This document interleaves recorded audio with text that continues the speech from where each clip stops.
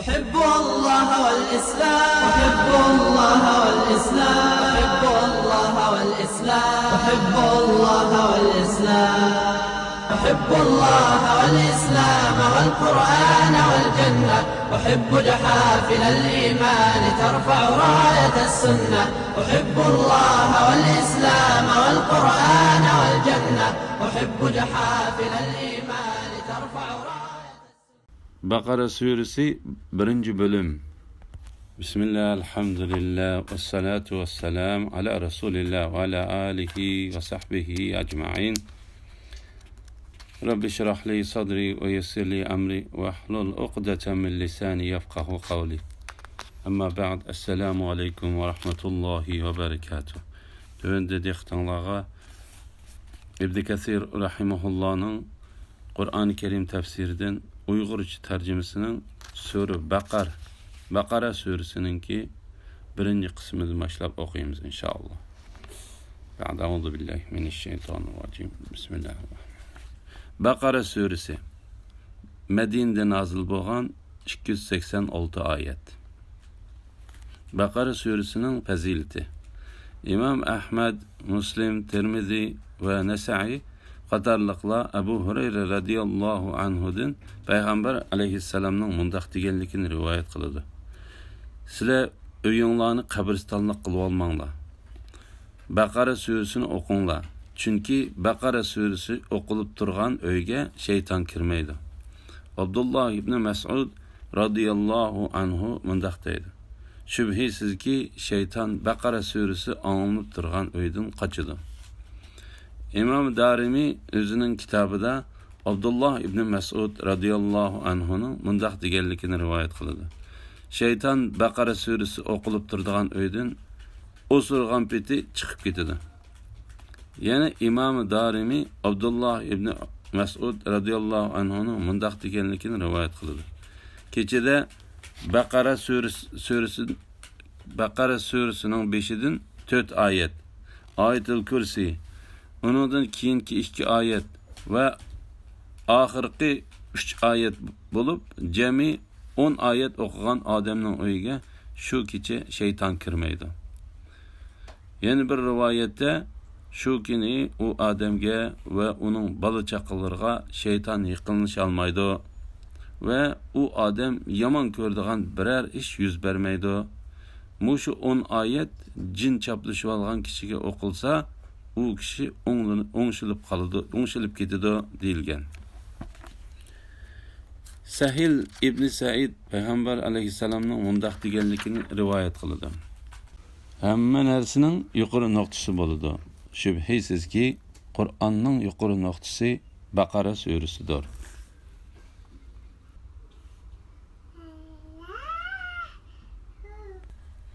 Baqara surasini kechida o'qigan odamning uyiga 3 kechagacha shayton kirmaydi. Baqara suresini gündüz o'qigan odamning uyiga 3 kungacha shayton kirmaydi. İmam Tirmizi, Nesai ve İbn Majah qatorliqlar Abu Hurayra radiyallahu anhu'nun mundaq deganligini rivoyat qildi. Payg'ambar alayhissalom kichik bir qo'shinni bir yerga avatmoqchi bo'lib tayyorladi.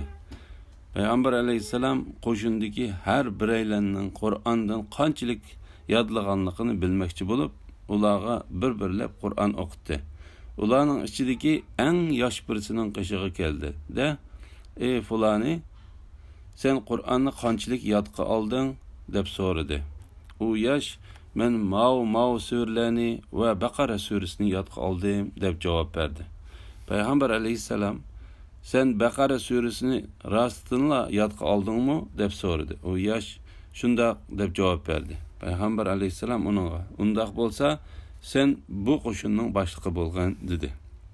Ularning ichidagi hurmatga sazovor birisi, "Allohning nomi bilan qasam qilamanki, men Baqara surasidan ta'kidlangan ishlarning huddisidan chiqolmay qolishdan qo'rqib, uni o'rganmagan edim" dedi. Shuning bilan Payg'ambar alayhissalom, "Sizlar Qur'onni o'rganinglar va o'qib turinglar. Qur'onni o'rgangan, o'qib turgan ve onun amal qilgan kishi puruqi atrofga tarab turadigan ipar qachilangan qutiga o'xshaydi. Qur'onni o'rganib, uningga amal qilmagan kishi iparni qachilab, og'zini ching etib qo'ygan qutiga o'xshaydi dedi.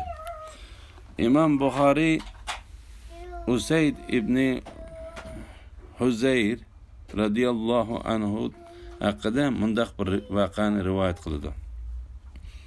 U bir kechasi etini yeniga bog'lab qo'yib, namozda Baqara surasini o'qiyotgan edi. Tuyuqsiz et cho'gilib ketdi. U Baqara surasini o'qishdan to'xtagan edi. Etimi cho'gilashdan to'xtadi. U yana Baqara surasini o'qishga boshlagan edi. Eti yana cho'gilashga boshladi. Ondan u Baqara surasini o'qishdan to'xtadi. Otmi cho'gilashdan to'xtadi. Ondan u Baqara surasini o'qishga boshlagan edi. Otmi cho'gilashga boshladi. Uning Yahya ismli bolasi otga yaqin yerda edi. U otning bolasiga ziyon yetkazib qo'yishidan qo'rqib, namozni oxirlashtirib, bolasini sal yiroqroq yutkab qo'ydi-da, beshini ko'tarib osmonga qaradi. Yana bir rivoyatda ichida chiroqdek bir narsalar porqirab turadigan bulutlar osmonda paydo bo'lib qopti. Ondan u bulutlar hatto u ko'ralmagidek darajada yuqoriga o'rlab ketibdi deyilgan. U kechida yuz bergan ishlarni Payg'ambar alayhisalom so'zlab berdi. Payg'ambar alayhisalom Ibn Huzayr Baqara surasini o'qishni davomlashtirib bo'lsang bo'ladi dedi. Ibn Huzayr: "Ey Allohning payg'ambari, o'g'lim Yahya otga yaqin yerda edi. Men otning uni dastib etishidan qo'rqdim. Men Yahyani yiroqroq yutkab qo'yib, beshimni ko'tarib osmonga qarasam, ichida chiroqlardek bir narsa porqirab turadigan bulutlar osmonda paydo bo'lib qopti. Ondan u bulutlar hatto men ularni ko'ralmagidek darajada o'rlab ketdi" dedi. Payg'ambar alayhisalom uningdan: "U bulutlarning nima ekanligini bilamsan?" deb so'radi. Ibn Huzayr "Yo'q" deb javob berdi. Payg'ambar alayhisalom mundaq dedi: "U bulutlar bo'lsa, sening ovozingni tinglash uchun sana yaqinlashgan farishtalardir. Agar Baqara surasini o'qishni davomlashtirib bo'lsang, farishtalar kishilardan o'zlarini daldiga ololmay, kishilar ularni oshkor ko'rgan holatda tong otgan bo'ladi." İmam Abu Ubayd Qosim ibn Salammu Qur'onning fazilatlari to'g'risida yozgan kitobida mush hadisni yuqoriga o'xshash rivoyat qilgan. Baqara surasi va Ali Imron surasining fazilati. İmam Ahmad Abdullah ibn Buraydining otasining mundaq deganligini rivoyat qiladi. Men Payg'ambar alayhisalomning yonida o'ltirib, uning mundaq deganligini anglagan edim. Baqara surasini o'rganinglar. Uni o'rganish barakat. O'rganmaslik hasratdir.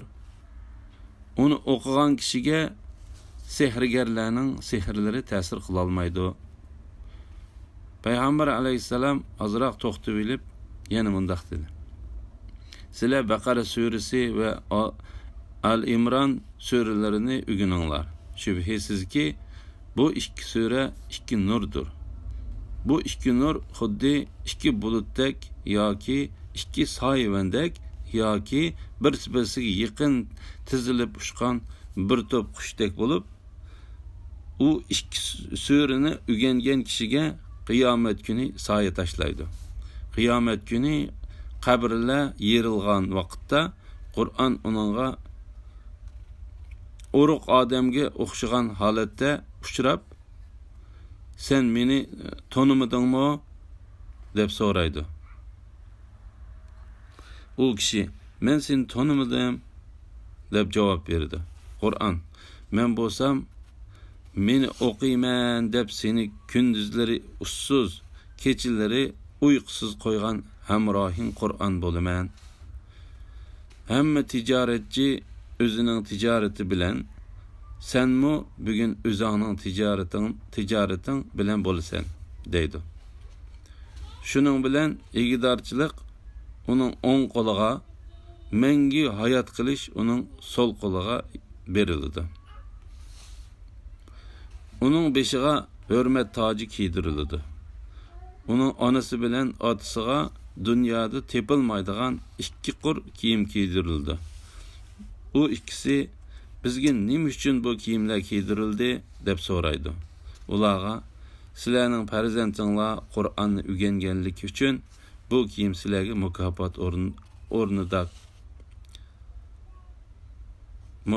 o'rnida kiydirildi deb javob berdi. Ondan balaga sen Qur'onni o'qigan va jannatning ichida yurgin. Sen jannatning ichidagi hujralarning qaysisini xohlasang shuniga kirgin deyiladi. U Qur'onni tez yoki osti bo'lsin o'qib tursa, uning jannatdagi darajasi o'rlab turdi. Imom Ahmad Abu Umama Bahilining ya'ni mushu mazmunda mundaq deganligini rivoyat qildi. Men payg'ambar alayhisalomning mundaq deganligini angladim. Sizlar Qur'onni o'qinglar. Chunki Qur'onni o'qigan kishiga Qur'on qiyomat kuni shafaat qiladi. Sizlar Baqara surasi va Ali Imron surasidan iborat ikki nurni o'qinglar. Chunki u ikkisi xuddi ikki bulutdek yoki ikki dona soyvan va yoki yaqin tizilib uçgan bir to'p qushdek bo'lib kelib, Qur'on o'qigan kishi uchun qiyomat kuni davolishidir. Ondan payg'ambar alayhisalom mundaq dedi. Sizlar Baqara surasini o'qinglar. Uni o'qish barakat, o'qimay tashlab etish hasratdir. Uni o'qigan kishiga sehrgarlarning sehrlari ta'sir qila olmaydi. Imom Ahmad yana mushu mazmunda Nawas ibn Sab'anning mundaq deganligini rivoyat qildi.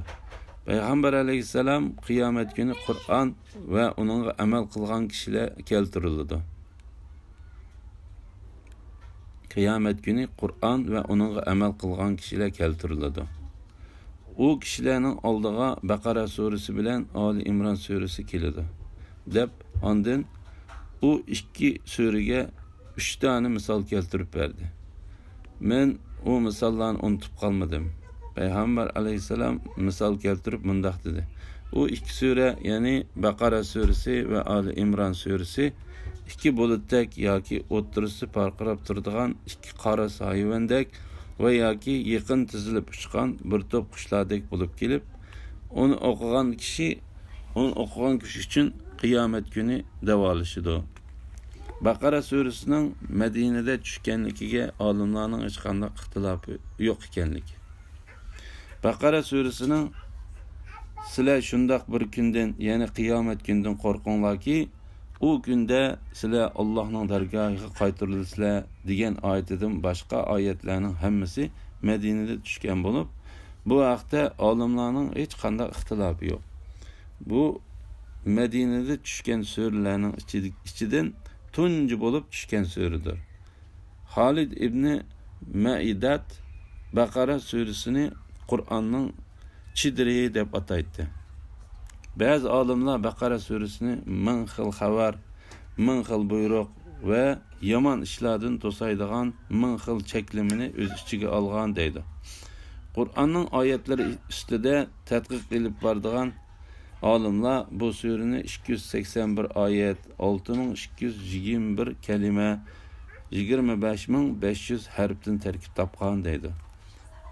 İbn Jurayj Atadın İbn Abbas radıyallahu anhumanın mundaq deganligini rivoyat qiladi.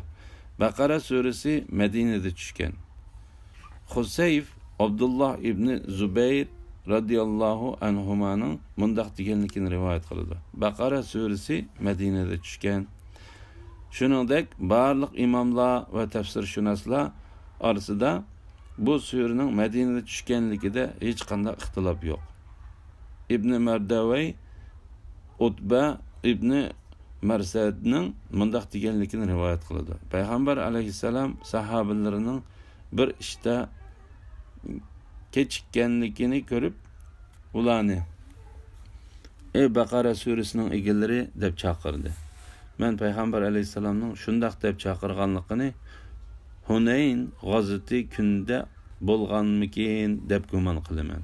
Hunayn g'azoti kuni musulmonlar kofirlarning tuyuqsiz bergan zarbisidan aloqazodi bo'lib orqaga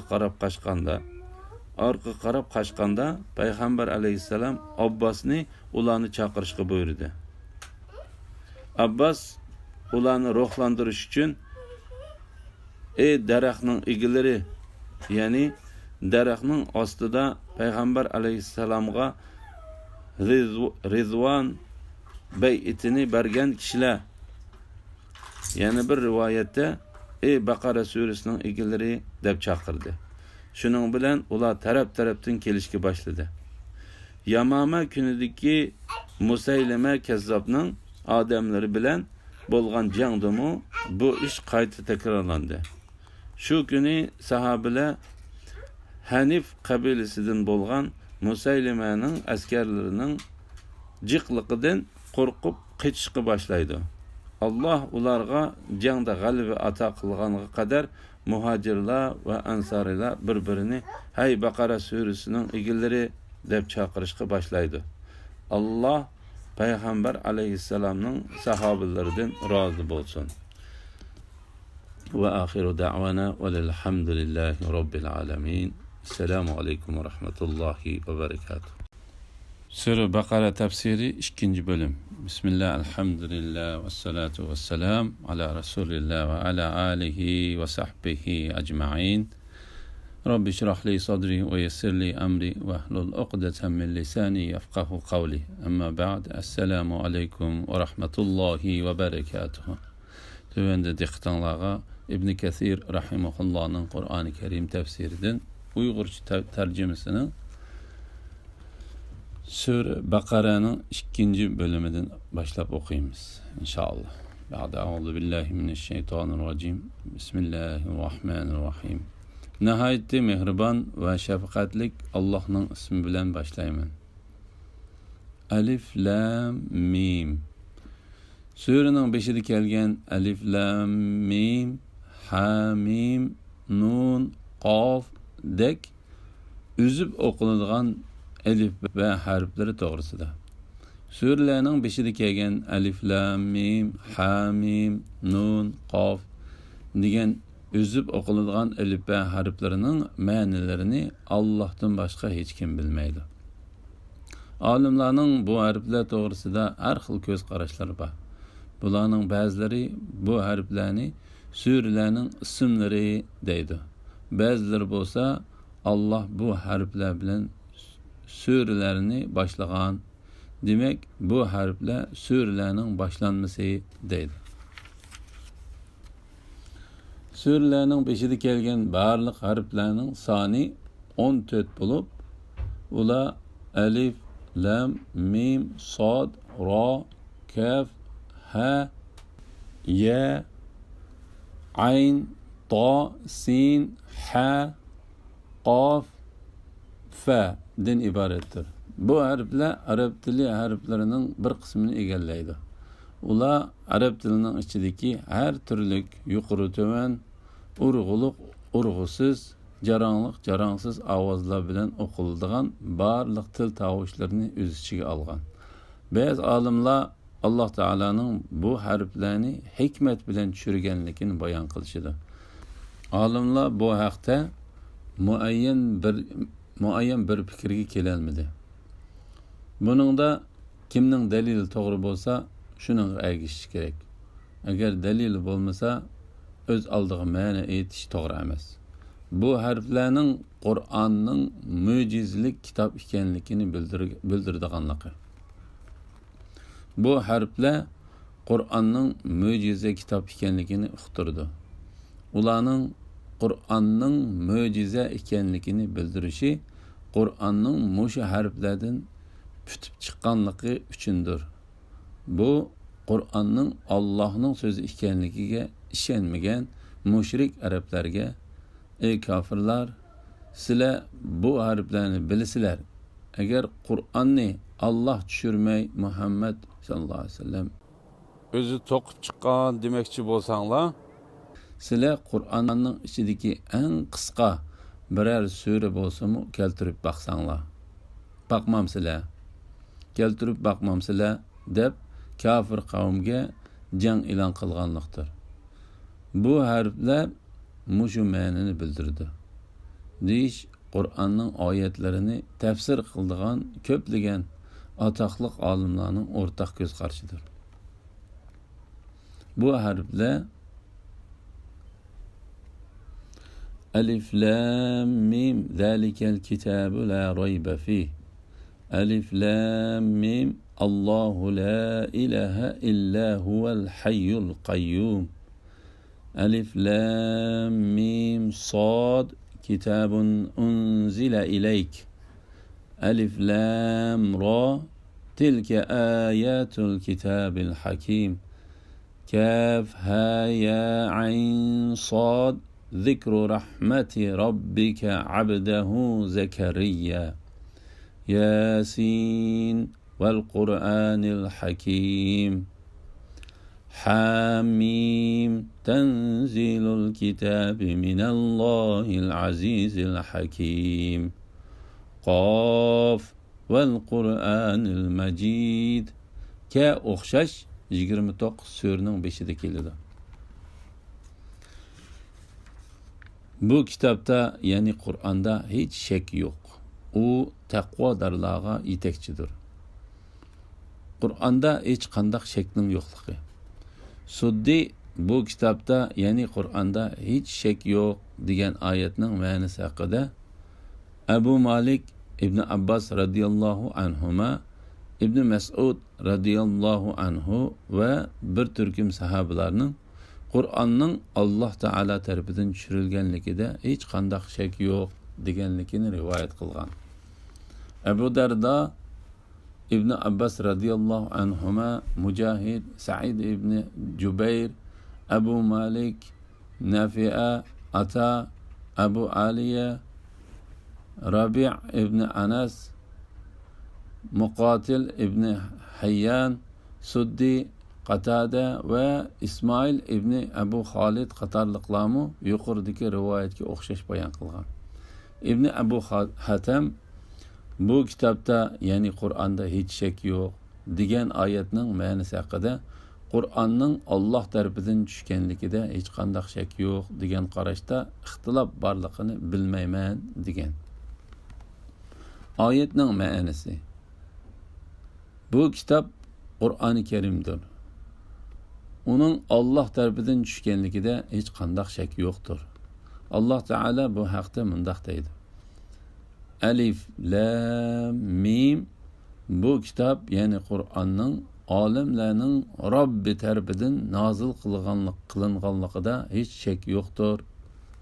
Ba'zi olimlar bu kitapda yani Qur'onda hech shak yo'q degan oyatning ma'nosi Qur'onning Alloh taolo tarafidan tushganligiga shak qilmanglar deb shak qilishdan to'sqanlikdir dedi.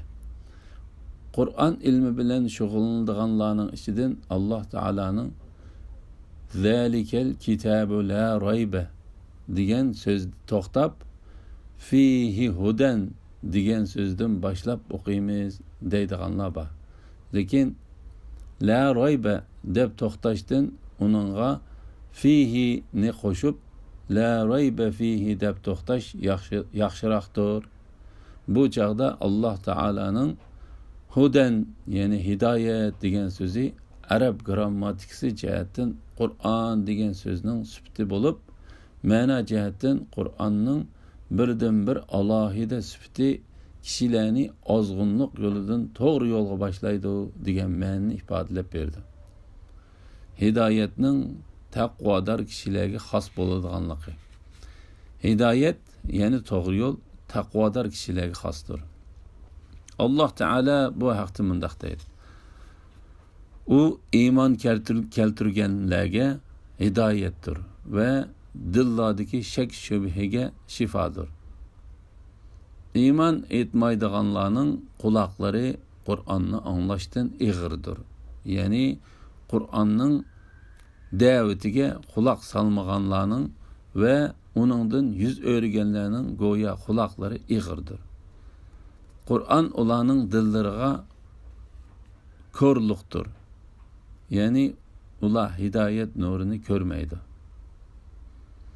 Eni şula yiraqtın nida kılınğıcılardır. Yani ula haqni qabul qılmaslıqda imanğa yiraqtın çaqırılgan, musafının yiraqlıqıdın çaqırıqni anlamagan kişilerge oxşaş. Biz müminlerge, yani ulanın dilleriga şifa ve rahmet bulunduğun Kur'an ayetlerini nazil kılımız. Kur'an kafirlağa ziyandan başkını ziyade kılmaydı. Yani ula Kur'an'ı tasdik kılmaganlıktan ulanın küfrü teximi aşıdı. Bu ayet ve onundan başka nurgunluğun ayetler Kur'an'ın fakat Allah Teala'ga işengen kişilerge tesir kıldığanlıkını uqturup berdi. Çünkü Kur'an hidayet kitabıdır. Lekin o hidayetke Allah'a işengen yaxşı kişilerden başkası erişelmeydi. Allah Teala bu haqda mundaq deydi. Ey insanlar, sizlarga Rabbinglar tarafidan nasihat bo'lsin. Dillardagi dardga, ya'ni shak va nodonlikqa shifo bo'lgan, mu'minlarga hidoyat va rahmat bo'lgan Qur'on keldi. İbn Abbas radhiyallohu anhuma, İbn Mas'ud radhiyallohu anhu va boshqa sahobalarning u taqvodorlarga yetakchidir degan oyatning ma'nosi haqida Allohdan qo'rqadigan kishilar uchun Qur'onning o'zi bir nurdir deganligi rivoyat qilingan. Taqvodor kishilar degan so'zning berilgan taqvodor kishilar degan so'zga berilgan tushuncha. İbn Abbas radhiyallohu anhuma Alloh taolaning u taqvodorlar yetakchidir degan oyatidagi taqvodorlar deganning ma'nosi haqida mundaq dedi. Ular Allohga ishongan, uningga shirk keltirishdan saqlangan va amal ibodat qilgan kishilardir. İbn Abbas radhiyallohu anhuma bu haqda yana mundaq deydi. Taqvodorlar degan to'g'ri yo'lni tonib, uningga amal qilmasa Allohning azoblashidan qo'rqadigan, Allah tushirgan kitobga, Qur'on Karimga ishonish orqali Allohning rahmatini umid qiladigan kishilardir. Qatada bu haqda mundaq dedi. Taqvodorlar degan Allah tövendeki sözlerde süpetligen kişilerdir. Allah ularni süpetlep mundaq deydi. Ular g'ayibga ishinidir, namozni ado qiladi. Ular biz bergan mol mulkdan Allah yo'liga sarf qiladi. Ayni shular Robbining to'g'ri yo'lida bo'lg'uchilardir. Ayni shular baxtga erishkichilardir. İbn Jarir mundaq dedi. U taqvodorlarga yetakchidir degan oyat yuqorida o'tgan ma'nolarning hammasini o'z ichiga oladi.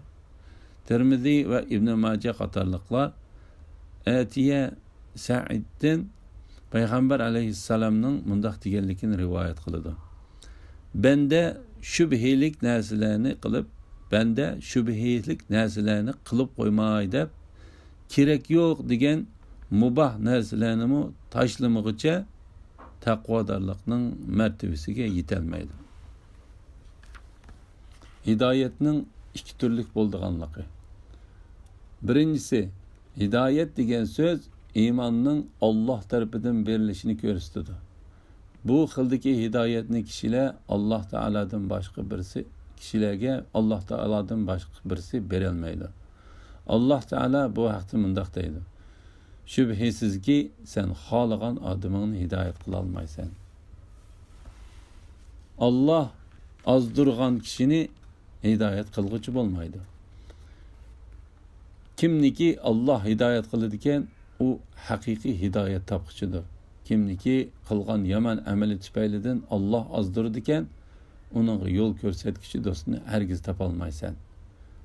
Yuqorqi oyat ve onundan başka nurg'unlagan oyatlar hidoyat degan so'zning iymon berildi degan ma'noni bildiradiganligini ifodalaydi. İkincisi, Hidayet degan so'z haqiqatni ko'rsatib va uning boshlab qo'yishni bildirdi. Allah bu haqda mundaq deydi. Shak shubhisizki sen to'g'ri yo'lga boshlaysan. Sen faqat bir ogohlantiruvchi. Har qavmning bir hidoyat qilguvchisi, ya'ni payg'ambar bo'ladi. Samudga bo'lsa to'g'ri yo'lni ko'rsatdi. Ular hidoyatdan ko'rliq, ya'ni gumrohlikni ortiq bildi. Uningga yaxshi yo'l bilan yomon yo'lni ko'rsatmadikmi? Yuqoridagi oyatlarda hidoyat degan so'z to'g'ri yo'lga boshlab qo'yish degan ma'noni ifodalab keldi. Ular g'aybga ishonadi, namozni ado qiladi. Ular biz bergan mol-mulkdan Alloh yo'liga sarf qiladi. Iymon etish. Abu Ja'far Razi Abdullohning mundaq deganligini rivoyat qiladi. Iymon ishonish deganlik bo'ladi. Ali ibn Abu Talha va boshqalar Ibn Abbas radhiyallohu anhumaning o'xshash ko'z qarashda ekanligini rivoyat qilgan. Muammar Zuhrining mundaq deganligini rivoyat qiladi. Iymon ibodat qilish deganlik bo'ladi. Abu Ja'far Razi Rabbi ibn Anasning mundaq deganligini rivoyat qiladi. Iymon qo'rqish deganlik bo'ladi. Tövendeki ayetler bu ma'noni kuchlantirdi. Rabbidan ko'rmay turib qo'rqqanlar mag'firatga va katta savobga erishadi. Kimiki mehribon Allohni ko'rmay turib, uningdan qo'rqsa va tavba qilguvchi qalbi bilan kelsa, ularga jannatga omonlik bilan kiringlar. Bu mangu qilish kunidir deyiladi. Çünkü korkuş iman ve bilimning natijasidir. Allah Teala bu haqda mundaq deydi. Allah'ның bendileri içinde Allah'tan fakat alimlarla korkudu. Arap tilida iman degan söz asli ishonish degan ma'noda ishlatiladi.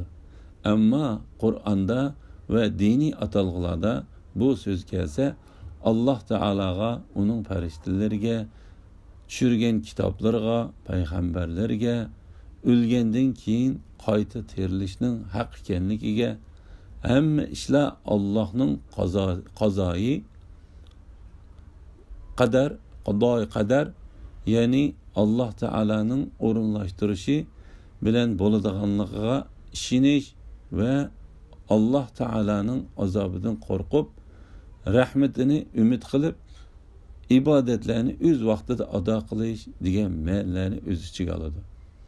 Iymon degan so'zning mushu ma'nolarini bildirganligini Ibn Jarir bayon qilgan. Iymon amal ibodatning ko'p ozligiga qarab kuchaydi yoki ojizlashadi. Iymon amal ibodatning ko'p ozligiga qarab kuchaydi yoki ojizlashadi. İbadetni ko'p qilgan kishilarning iymoni nihoyat kuchli bo'ladi. Amal ibodatni oz qilgan kishining iymoni ojiz bo'ladi. Bu vaqtda nurg'unlagan oyat va hadislar bor. Oyatdagi bil g'ayb degan so'zning ma'nolari. G'ayb degan so'zning ma'nosi haqida salaf olimlarining har xil ko'z qarashlari bor. Lekin u ko'z qarashlarning hammasi g'ayb degan so'zning bildirdigan ma'nolarini ifodalab berdi.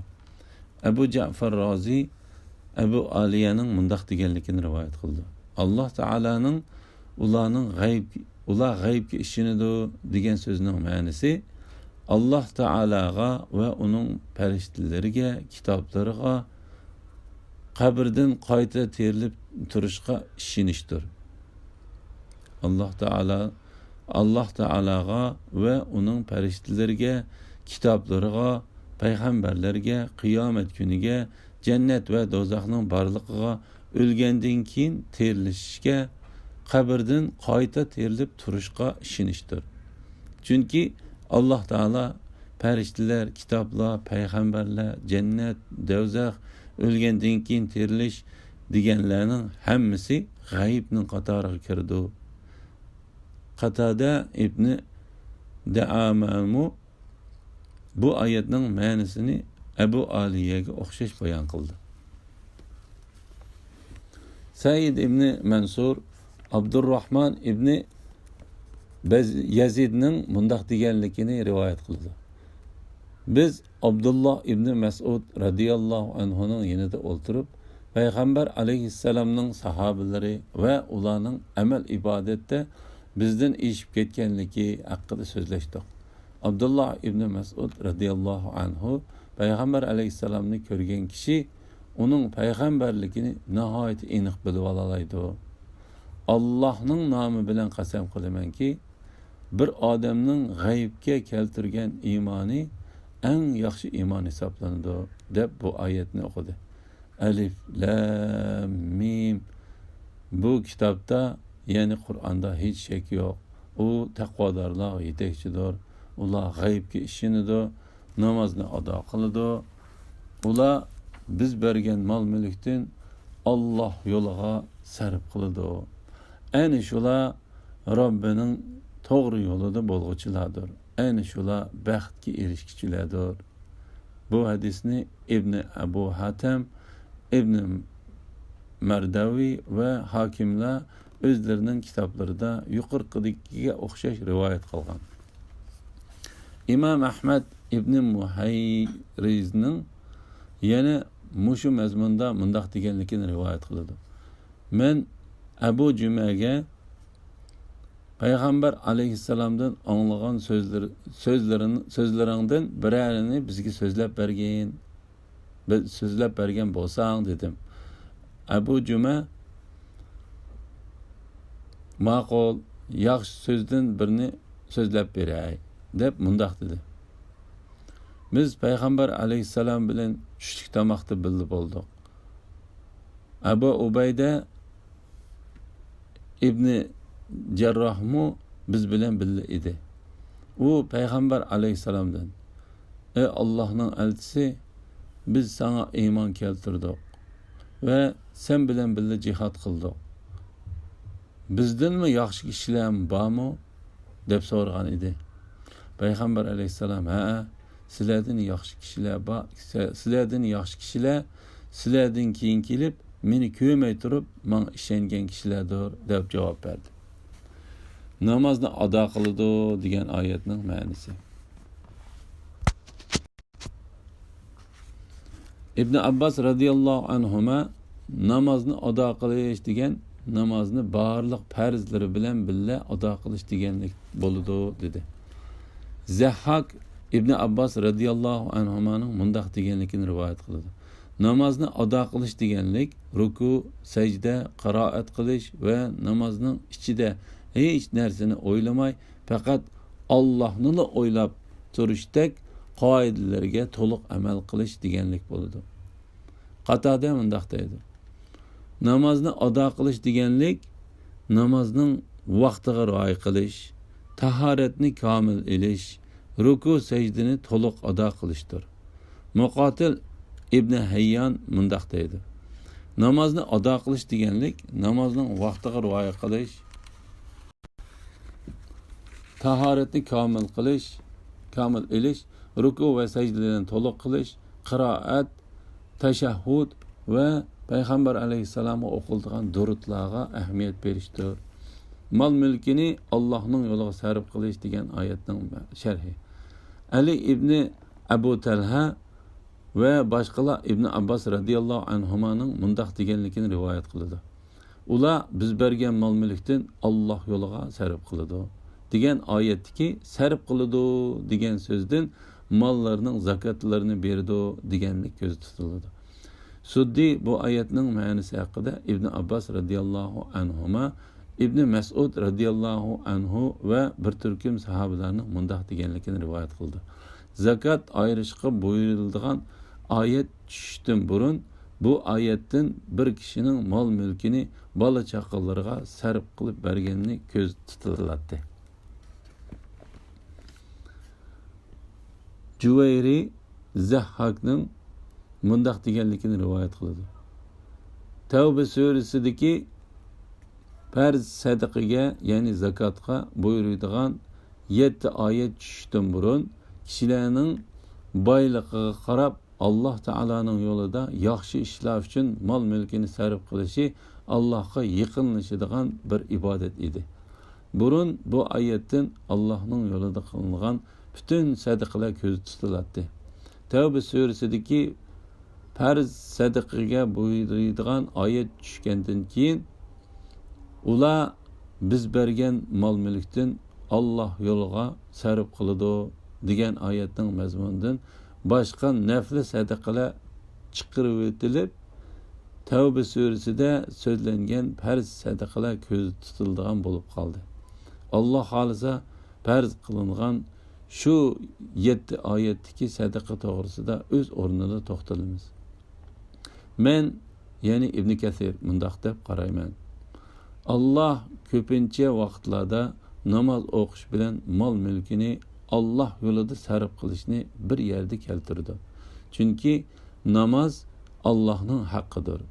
Namozda Allohga qulchilik qilishdan boshqa hech qanday bir g'araz aralashmaslik talab qilindi. Namoz degan Allohning bor va birligini e'tirof qilish, ulug'lash, madhilash, uningga yelinish va uningga hamma ishni topshirishdan iboratdir.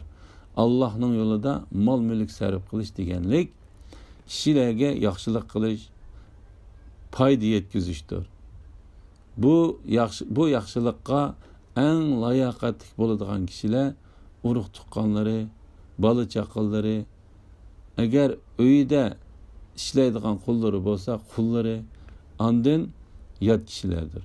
Alloh taolaning ular biz bergan mol mulkdan Alloh yo'liga sarf qiladi degan oyati mayli farz sadaqa bo'lsin yoki nafl sadaqa bo'lsin, hamma sadaqani o'z ichiga oladi. Bu haqda Ibn Umar radhiyallohu anhu payg'ambar alayhissalomning mundaq deganligini rivoyat qiladi. Islom dini Alloh taoladan boshqa ibodatga loyiq haqiqiy bir zotning yo'q ekanligini dil va til bilan e'tirof qilish, payg'ambar alayhissalomning Allohning bizga avatgan haqiqiy elchisi ekanligini e'tirof qilish, namoz o'qish, zakot berish, ro'za tutish va haj qilishdan iborat 5 asosiy prinsip ustiga qurilgan. Bu haqda yana nurg'unlagan hadislar bor. Alhamdulillahi robbil alamin. Allohga shukrlar bo'lsin. Yuqorida biz Sura Baqara tafsirining 1-oyatdan 3-oyatgacha o'qidik. Oxirini davomli o'qiymiz inshaalloh. Assalomu alaykum va rahmatullohi va barakatuh. Baqara surasining 4-oyatdan boshlab o'qiymiz inshaalloh. Bismillah, alhamdulillah, wassalatu wassalamu ala rasulillah va ala alihi va sahbihi ajma'in. Rabbi shrah li sadri wa yassir li amri wahlul 'uqdatan min lisani yafqahu qawli. Amma ba'd. Assalomu alaykum va rahmatullohi va barakatuh. Tövende biz İbn Kathir rahimahullohning Qur'oni Karim tafsiridan, Uyg'urcha tafsirining Sura Baqara surasidan 4-oyatdan boshlab o'qishni davomlashtiramiz inshaalloh. Ba'da a'udhu billahi mineşşeytanirracim. Ular sana nazil qilingan kitobga, senden ilgirki payg'ambarlarga nazil qilingan kitoblarga ishinidu ve ahiretke şeksiz işinidir. İbn Abbas radıyallahu anhuma bu ayetning ma'nosi haqida mundaq deydi. Mu'minlar sen ve senden ilgirki payg'ambarlar ilib kelgan kitoblarga ishinidir ve ulardan tenib olmaydi. Senden ilgari o'tgan payg'ambarlarning hech birini ayirib o'tmaydi. Yani ularning ba'zisiga iymon keltirib, ba'zisiga iymon keltirmay qolmaydi deganlik bo'ladi. İbn Abbas ve ve ahiretga sheksiz ishonadi degan oyatning ma'nosi haqida mundaq deydi. O'lgandan keyin qayta terilishga, qiyomat kuniga, jannat, do'zax, hisob va tarozi mezonlarning haq ekanligiga ishonadi deganlik bo'ladi. Mu'minlarning sifatlari. Alloh taolaning ular g'aybga ishonadi, namozni ado qiladi, ular biz bergan mol-mulkdan Alloh yo'liga sarf qiladi degan oyatida so'zlangan sifatlar g'aybga ishonish, namozni ado qilish, mol-mulkdan Alloh yo'lida sarf qilish, payg'ambar alayhisalomga va uningdan ilgari o'tgan payg'ambarlarga tushgan barliq kitoblarga va oxirat kuniga ishonish har bir haqiqiy mu'min hozirlashga tegishli bo'lgan sifatlardir. Yuqorqi sifatlarning ichidan birorsi tepilmagan kishi haqiqiy mu'min hisoblanmaydi. Mujahid mundaq deydi. Baqara surasining 5-dan 4 oyat mu'minlarning sifatlarini, 2 oyat kafirlarning sifatlarini, 13 oyat munofiqlarning sifatlarini sifatlab keldi. Mu'minlarning sifatlarini sifatlab kelgan bu 4 oyat mayli arab millatidan bo'lsin yoki boshqa millatdan bo'lsin, o'zini men mu'min deb atagan har qanday kishi uchun o'rtaqdir. Yuqorqi 4 oyatda ta'kidlangan sifatlardan birisi kam bo'lib qolsa, u kishining iymoni kamil bo'lmaydi. Masalan, bir kishi g'aybga ishongan, namozni o'qigan, mol-mulkini Allohning yo'liga sarf qilgan, payg'ambar alayhisalomga va uningdan ilgari o'tgan payg'ambarlarga tushirilgan barliq kitoblarga ishongan, lekin qiyomat kuniga ishonmagan bo'lsa, u kishining iymoni kamil iymon hisoblanmaydi. Yoki hammasiga ishongan, lekin namozning Alloh tarafidan buyurilgan farz ekanligini inkor qilib o'qimagan bo'lsa, u kishining iymoni kamil iymon hisoblanmaydi. Alloh taolo bu haqda mundaq deydi.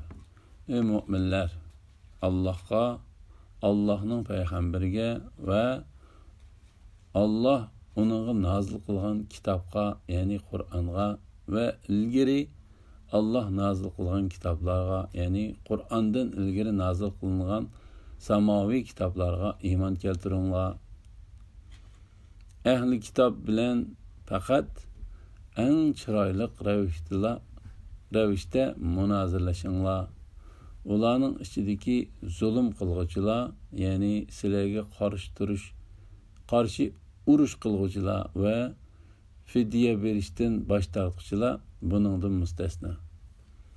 Aytinglarki, bizga nozil qilingan kitobga va sizlarga nozil qilingan kitobga iymon etdik. Sizlarning ilohinglar va bizning ilohimiz birdir. Biz Allohga bo'ysunguchilarimiz. Ey kitob berilganlar, ya'ni Yahudiylar, o'zinglardagi kitobni, ya'ni Tavratni tasdiq qiladigan, biz nozil qilgan kitobga, ya'ni Qur'onga iymon keltiringlar. Ey Muhammad sallallohu alayhi vasallam, aytqinki, ey ahli kitob, ya'ni Yahudiylar va Nasoralar, sizlar Tavratga, Injilga va sizlarga Robbinglardan nozil qilingan kitobga, ya'ni Qur'onga to'liq amal qilmoqcha, sizlar e'tiborga olg'udek dindor bo'lmaysizlar. Alloh taolo yuqorida so'zlab o'tilgan va ishonishga tegishlik bo'lganning hammasiga ishongan kishilarning ahvolidan xabar berib mundaq deydi. Payg'ambar Robbi tarafidan uningga nozil qilingan kitobga iymon keltirdi. Mu'minlarmi iymon keltirdi. Ularning hammasi Allohga va Allohning farishtalariga, kitoblarga va payg'ambarlarga iymon keltirdi. Ular Allohning payg'ambarlarining hech birini ayirib o'tmaymiz. Ya'ni ularning ba'zisiga iymon etib, ba'zisiga iymon etmay qolmaymiz deydi. Buningdan boshqa mu'minlarni Allohga, payg'ambarlarga va uning kitoblariga iymon keltirishga buyuradigan ko'plagan oyatlar bor. Ahli kitobdan, ya'ni Yahudi va xristianlarning ichidan iymon keltirgan kishilarning alohidaligi shuki, ular o'zlarining dinlariga to'liq, ya'ni Yahudi bo'lsa, Yahudi dinining ta'limotlariga, xristianlar bo'lsa, xristian dinining ta'limotlariga iymon etadi. Ondan islom diniga kirgandan keyin islom dinining ta'limotlariga to'liq iymon etadi. Shuning uchun ular qo'sh ajrga erishadi. Yahudi va xristianlardan boshqalar bo'lsa, islom dinidan ilgariki dinlarni tasdiq qilib qo'ydi. Payg'ambar alayhisalom bu haqda mundaq degan: sizlarga ahli kitob, Yahudi va xristianlar o'zlarining dini haqida so'zlab bersa, sizlar ularni yolg'onchig'imi chiqarmanglar. Ham ularga ishinib ketmanglar. Va lekin bizga tushirilgan va sizlarga tushirilgan narsaga ishonamiz denglar. Lekin payg'ambar alayhissalom ilib kelgan islom diniga ishongan ahli kitobdan bo'lmagan musulmonlarning iymoni ahli kitobdan islom diniga ishongan musulmonlarning iymonidan ortiq bo'lishi mumkin. Ahli kitobdan bo'lgan musulmonlar ikki dinga ishonganlik sababi bilan qo'sh ajriga erishgan bo'lsa-mu, boshqa musulmonlar, ahli kitobdan bo'lmagan musulmonlar ularning qo'sh ajrining savobini besib tushadigan cho'nqur iymonga erishguchilardir. Ayni shular Robbining to'g'ri yo'lida bo'lg'uchilardir. Ayni shular baxtga erishguchilardir. To'g'ri yo'l va baxt saodatning mu'minlarning nasibasi ekanligi. Yuqoridagi oyatlarda bayon qilingan g'aybga ishonish, namozni ado qilish, Alloh taolo ato qilgan mol-mulklardan Allohning yo'liga ishlatish, payg'ambar alayhisalomga va uningdan ilgariki payg'ambarlarga tushirilgan kitoblarga ishonish va oxiratga ishonish degan sifatlar bilan sifatlanib, yaxshi ishlarni qilish ve yaman ishlardan saqlanish bilan tayyorlik qilayotgan kishilar Allah tarafidan bo'lgan nur ve to'g'ri yo'lning ustidadir. Ashular yana dunyoda o'zlarining izlagan orzusiga yetish, inson yoqtirmaydigan yomon oqibatlardan saqlanib qilish bilan oxiratda savobga erishib mangulik bo'lgan jannatga kirish ve Alloh taolo o'zining dushmanlari bo'lgan kafirlarga tayyorlagan azobdan qutulib qilish bilan baxtga erishguchilardir. Shubhisizki kafirlarni ogohlantirmamsan baribir ular iymon etmaydi. Alloh taolo bu vaqtda mundaq deydi: shubhisizki Robbingning la'natiga tegishlik bo'lganlar iymon etmaydi. Ularga bütün mo'jizalar ko'rsatilgan taqdirdami qattiq azobni ko'rmagicha iymon etmaydi. Alloh taolo ahli kitobning ichidan haddidan eshib ketganlar to'g'risida mundaq dedi: kitob berilganlarga barcha dalilni keltirsangmi, ular sening qiblangga bo'ysunmaydi. Ya'ni haqiqatan Alloh taolo baxtsizlikni putib etgan kishini hech qanday odam baxtli qila olmaydi. Alloh taolo ozdirgan odamni hech qanday odam to'g'ri yo'lga boshlab qo'ya olmaydi. Sen ular uchun qayg'urmay, dinni kishilarga yetkazib qo'yishdan iborat ulug' vazifani ado qilgin. Ya'ni sen ularga dinni yetkazib qo'ygan. Sana ergashgan kishi uchun katta savob bor. Senden yüz o'rgan kishiga to'liq qayg'urib ketmagan.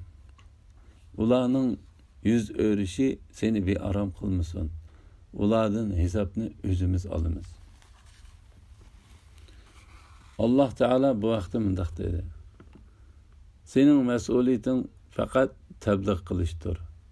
Bizning mas'uliyatimiz hisob olishdir. Sen faqat ularni Allohning azobidan ogohlantiruvchisan. Allah hamma narsani tasarruf qilguchidir. Ali ibn Abu Talha Allah Teala'nın şübhesizki kafirlarni ogohlantirmamsan, baribir ular iymon etmaydi degan oyatining ma'nosi haqida İbn Abbas radhiyallohu anhumaning mundaq deganligini rivoyat qildi.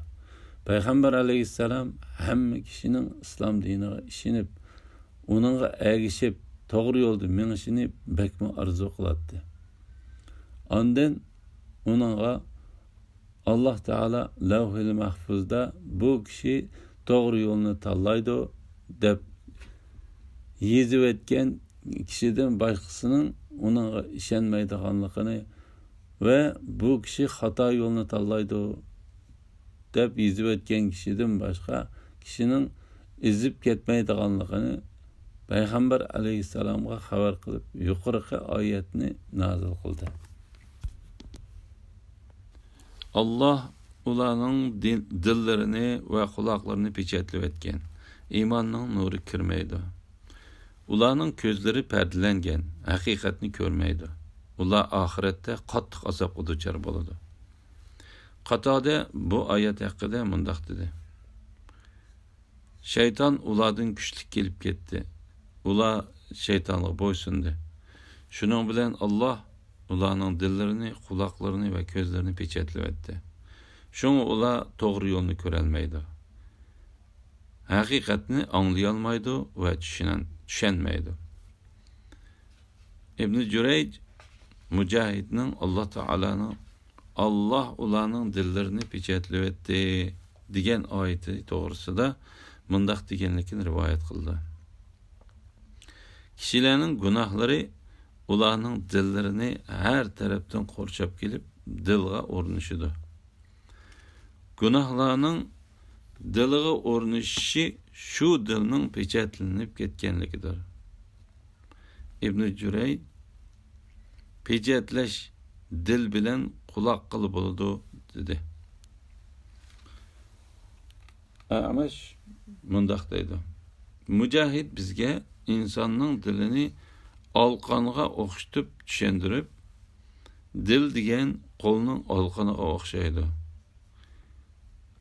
Agar banda bir gunoh qilsa, dil mushundoq yumilib ketadi-da, o'zining chimchiloq barmoqini yumib ko'rsatdi. Mushundoq yumilib ketadi deb o'zining chimchiloq barmoqini ko'rsatdi. Yumib ko'rsatdi. Agar yana bir gunoh qilsa, uning dili mushundoq yumilib ketadi deb yana bir barmoqini ko'rsatdi. Shundoq qilib barmoqlarining hammasi yumilib bo'lg'ich ko'rsatdi. Ondan u bandaning qilgan gunohlari uning dilini her tarafdan qurshab kelib, chirmib olgandan keyin uning dili pechatlanib ketadi dedi. İmam Qutubi mundaq deydi: Bütün olimlar kafirlarning iman etishdan bosh tortganlikning jazosi uchun Allah ularning dillarini mühür besib etdi. Dillarga mühür besib etdi. Ularning dillarini pechatlab etdi deb birlikka keldi. Allah Teala bu vaqtda mundaq deydi: Belki Allah ularning kufri sebebinden dillarini pechatlab etdi. Ve Peygamber aleyhisselam mundaq deb duo qilgan: Ey dillarni o'zgartib turuvchi Allah, bizning dilimizni sening diningga mustahkam qilgan. Huzayfa radhiyallohu anhudan rivoyat qilingan hadisda Peygamber aleyhisselam mundaq degan: Qo'mishni bo'ri to'qish uchun bir-biriga rətlab tizğanğa oxşaş günahlar kişilərinin dillərinə bir-birləb tizilib gelidi. Qaysı dil o günahlarını qəbul qılsa, yəni o kişi günah işlərini qılsa, o dilğa qara çekitdən birisi uruludu. Qaysı dil o günahlarını qılıb, o günahlarını qəbul qılmasa, onunğa oq çekitdən birisi uruludu. Dillar muş asasda ikkiga bölünüdü. Birincisi, oq beti saqlanıb turadigan dil. Bu osmon zaminlar bo'ladigan qiyomatgachilik onunğa hech qandaq yomon ish ta'sir qila olmaydi. İkincisi, kişilerden faydalana olmaydigan maymaq ko'ziga kişiler faydalana olmaydigan maymaq ko'ziga o'xshash yaxshi yomonni toniy olmaydigan qora dildir. İbn Jarir mundaq deydi. Mening qarashimcha, mushu masala to'g'risida eng to'g'ri so'z Abu Hurayraning Payg'ambar alayhissalomdan rivoyat qilgan bu hadisidir. Mu'min günah ishdan birini qilsa, uning diliga qora chekitdan birisi qo'yiladi. Qilgan ishiga tavba qilib, u ishdan butunlay yongan bo'lsa, uning dili boshqadan pokizlanadi. Agar qilgan yomonlikdan yonmay, günah ishlarni davomlashtiravergan bo'lsa, qora chekit ko'payib, uning dilini qurishib oladi. Shu qora chekit Alloh Taala bu surada bayon qilgan qora chekitdir. deb tövendeki oyatni o'qidi. Hergiz undaq emas, belki ularning gunohlari tufaylidan dillari qariyib ketgan. Alloh Taala suraning 5-dagi 4 oyatda mu'minlarning sifatlarini bayon qilib o'tdi. Yuqoridagi 2 oyatda kafirlarning ahvolini tanishtirdi. Allah tövendeki oyatlarda ig'izdilar iymon etib qo'yib, küfürlükni dilida yoshirib kelgan munofiqlarning alomatlarini tanishtirdi. Ko'p sondagi musulmonlar munofiqlarning alomatlarini bilolmagachga, ularning alomatlarini bilib olishi, ulardan her zaman ehtiyot qilishi va o'zlarining tuymasdan shu ishni qilib qolishidan saqlanish uchun Allah munofiqlarning alomatlarini Qur'onning ko'pincha suralarida har xil sifatlari bilan sifatlab berdi. Alhamdulillah, Allah şükürler olsun. Şunun bilan Baqara surasının tafsiridan 3. oyatdan 7. oyatgacha anladinglar. Oxirini davomli o'qiymiz inshaalloh. Ve ahiru da'vana velhamdülillahi rabbil alamin. Esselamu aleyküm ve rahmetullahi ve berekatuhu. Baqara suresi tafsirinin 8. ayetinden başlar. Bismillah, elhamdülillah, ve salatu ve selamu ala Resulillah ve ala alihi ve sahbihi ecma'in. Rabbi şrah li sadri ve yessir li amri ve hlul uqdeten min lisani yefqahu qavli. Amma ba'd, esselamu aleyküm ve rahmetullahi ve berekatuhu. Tövende Baqara'nın tafsirinden İbn Kathir rahimahullah'ın Kur'an-ı Kerim tafsirinin Uygurca tercümesini Sure Baqara tafsirinden 8. ayetten başlayıp okuyayımız inşallah. Ba'da euzu billahi mineşşeytanirracim. Kişiler arasında Allah'a ve ahiret günüge işendiği degüçüler var. Hakikatte ular işenmeydi. Yani ağzıda işendik degini bilen gönlüde işenmeydi. Ular Allah'ni ve müminlerini aldırmakçı boludu. Hakikatte ular tuymasdan özlerini aldaydı. Münafık degen sözünün manisi. Münafıklık degen körünüşte yaxşı taraflarını aşkarılap, yamanlıqni yoşuruş bulup, o munda iki türlük buludu. Birincisi etiqadi münafıklık. Etiqadi cihetteki münafıklık degen islom diniga kirganligini ko'rinishda oshkora jakolab, kufrlikni yo'shirishdir. Bu xildagi munofiqlarning joyi mangu do'zaxda bo'ladi. Ikkinchi, amaldagi munofiqlikdir. Ya'ni qilgan va'dasiga amal qilmaslik, omonatga xiyonat qilish, so'zlasa yolg'on so'zlash, jiddallashib qolsa oldi bilan ig'zini buzishdek ishlardir. Amaldagi munofiqlik cho'ng gunohlar qatoridan hisoblandi. Allah xolisa keyin yana bu nuqtada tafsiliy to'xtalib o'tamiz. Ibn Jarir mundaq deydi: Munofiq degan so'zi harakatiga, ichi teshig'a, kirishi chiqishiga, boshqalarning oldidagi holati keyindagi holatiga o'xshamaydigan kishilardir. Munofiqlik deganlik so'zi harakatiga, ichi teshig'a, kirishi chiqishiga, boshqalarning oldidagi holati keyindagi holatiga o'xshamaydigan kishilardir. Munofiqlikning boshlanishi. Munofiqlarning alomatlarini sifatlaydigan oyatlar Payg'ambar alayhissalom Makkadan Madinaga hijrat qilgandan keyin tushdi. Chunki Payg'ambar alayhissalom Makkadagi vaqtida hech qanday munofiqlik harakati yo'q bo'lib qolmay, aksicha majburlanganlikdan ko'rinishda kufrlikni oshkora qilib turib, amaliyotda islomga kirgan musulmonlar bor edi. Payg'ambar alayhissalom Madinaga kelgan chaqda Avs va Xazraj qabilalaridan islomga kirgan Ansari deb atiladigan musulmonlar bor edi. Ular islom dini kelishdan burun Arab mushriklarining yo'li bo'yicha butqa cho'qinatdi. Madinada o'zlarining ota-bobolarining yo'llarini tutib mangan ahli kitobdan bo'lgan Yahudilarni yashaydi. Bular tuvendikidek 3 qabiladan tarkib topgan edi. Qaynuqa jamiyati, bular Xazraj qabilasining yordamchilari edi. Nazr va Qurayza jamiyatları, ular Avs qabilalarining yordamchilari edi. Payg'ambar alayhissalom Madinaga yangi kelgan chaqda Avs va Xazraj qabilalaridan Ansariylar, Yahudiylarning ichidan faqat Abdullah ibn Salam radiyallohu anhular islom diniga kirgan edi.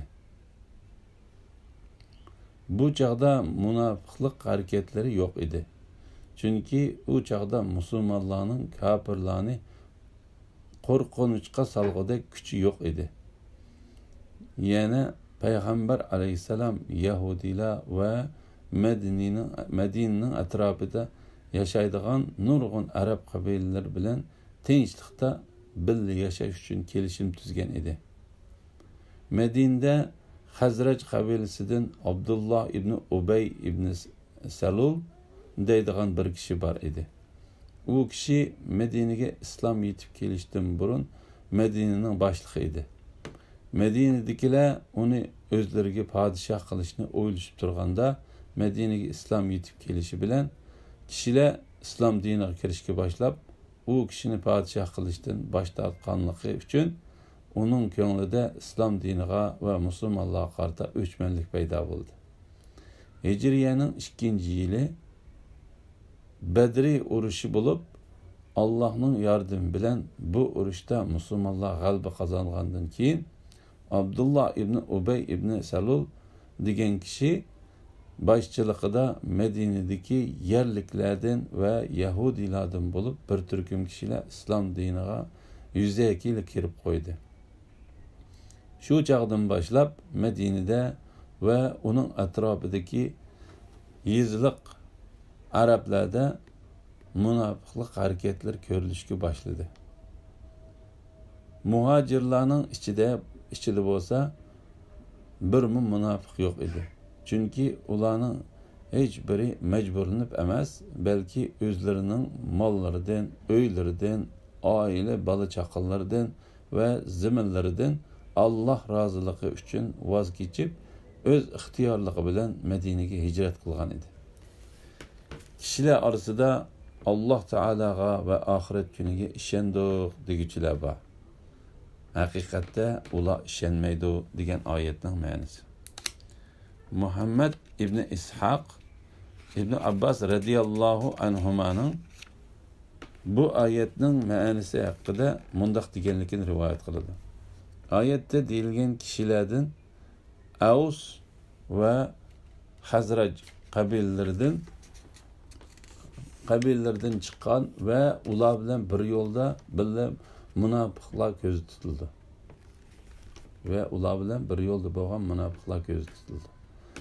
Abu Aliya, Hasan, Qatada va Suddi qatorliqlarmi yuqoridagi oyatning ma'nosini Ibn Abbasga o'xshash bayon qildi. Mu'minlar munofiqlarning tashqi ko'rinishiga qarab aldinib ketib, ular kafir bo'lsa-mu, mu'min deb qarab ehtiyot qilmay, nurg'unlagan yomon oqibatlarga qolmaslik uchun Alloh taolo munofiqlarning sifatlarini sifatlab berish bilan birga munofiqlar va kafirlarni yaxshi deb qarashning islomda qattiq cheklanganligini bayon qilib mundaq dedi. Kishilar orasida Allohga va oxirat kuniga ishondik deguchilar bor. Haqiqatda ular ishonmaydi. Ya'ni og'zida ishondik degani bilan ko'nglida ishonmaydi. Alloh bu haqda yana mundaq deydi. Munofiqlar sening oldinga kelgan chaqda guvohlik berimizki, sen haqiqatan Allohning payg'ambaridirsan deydi. Sening haqiqatan Allohning payg'ambari ekanligingni Alloh biladi. Ya'ni ular sening payg'ambarligingga guvohlik bermaymiz degan so'zini sening qishingga kelgan chaqda deydi. Lekin amaliyotda undaq emas.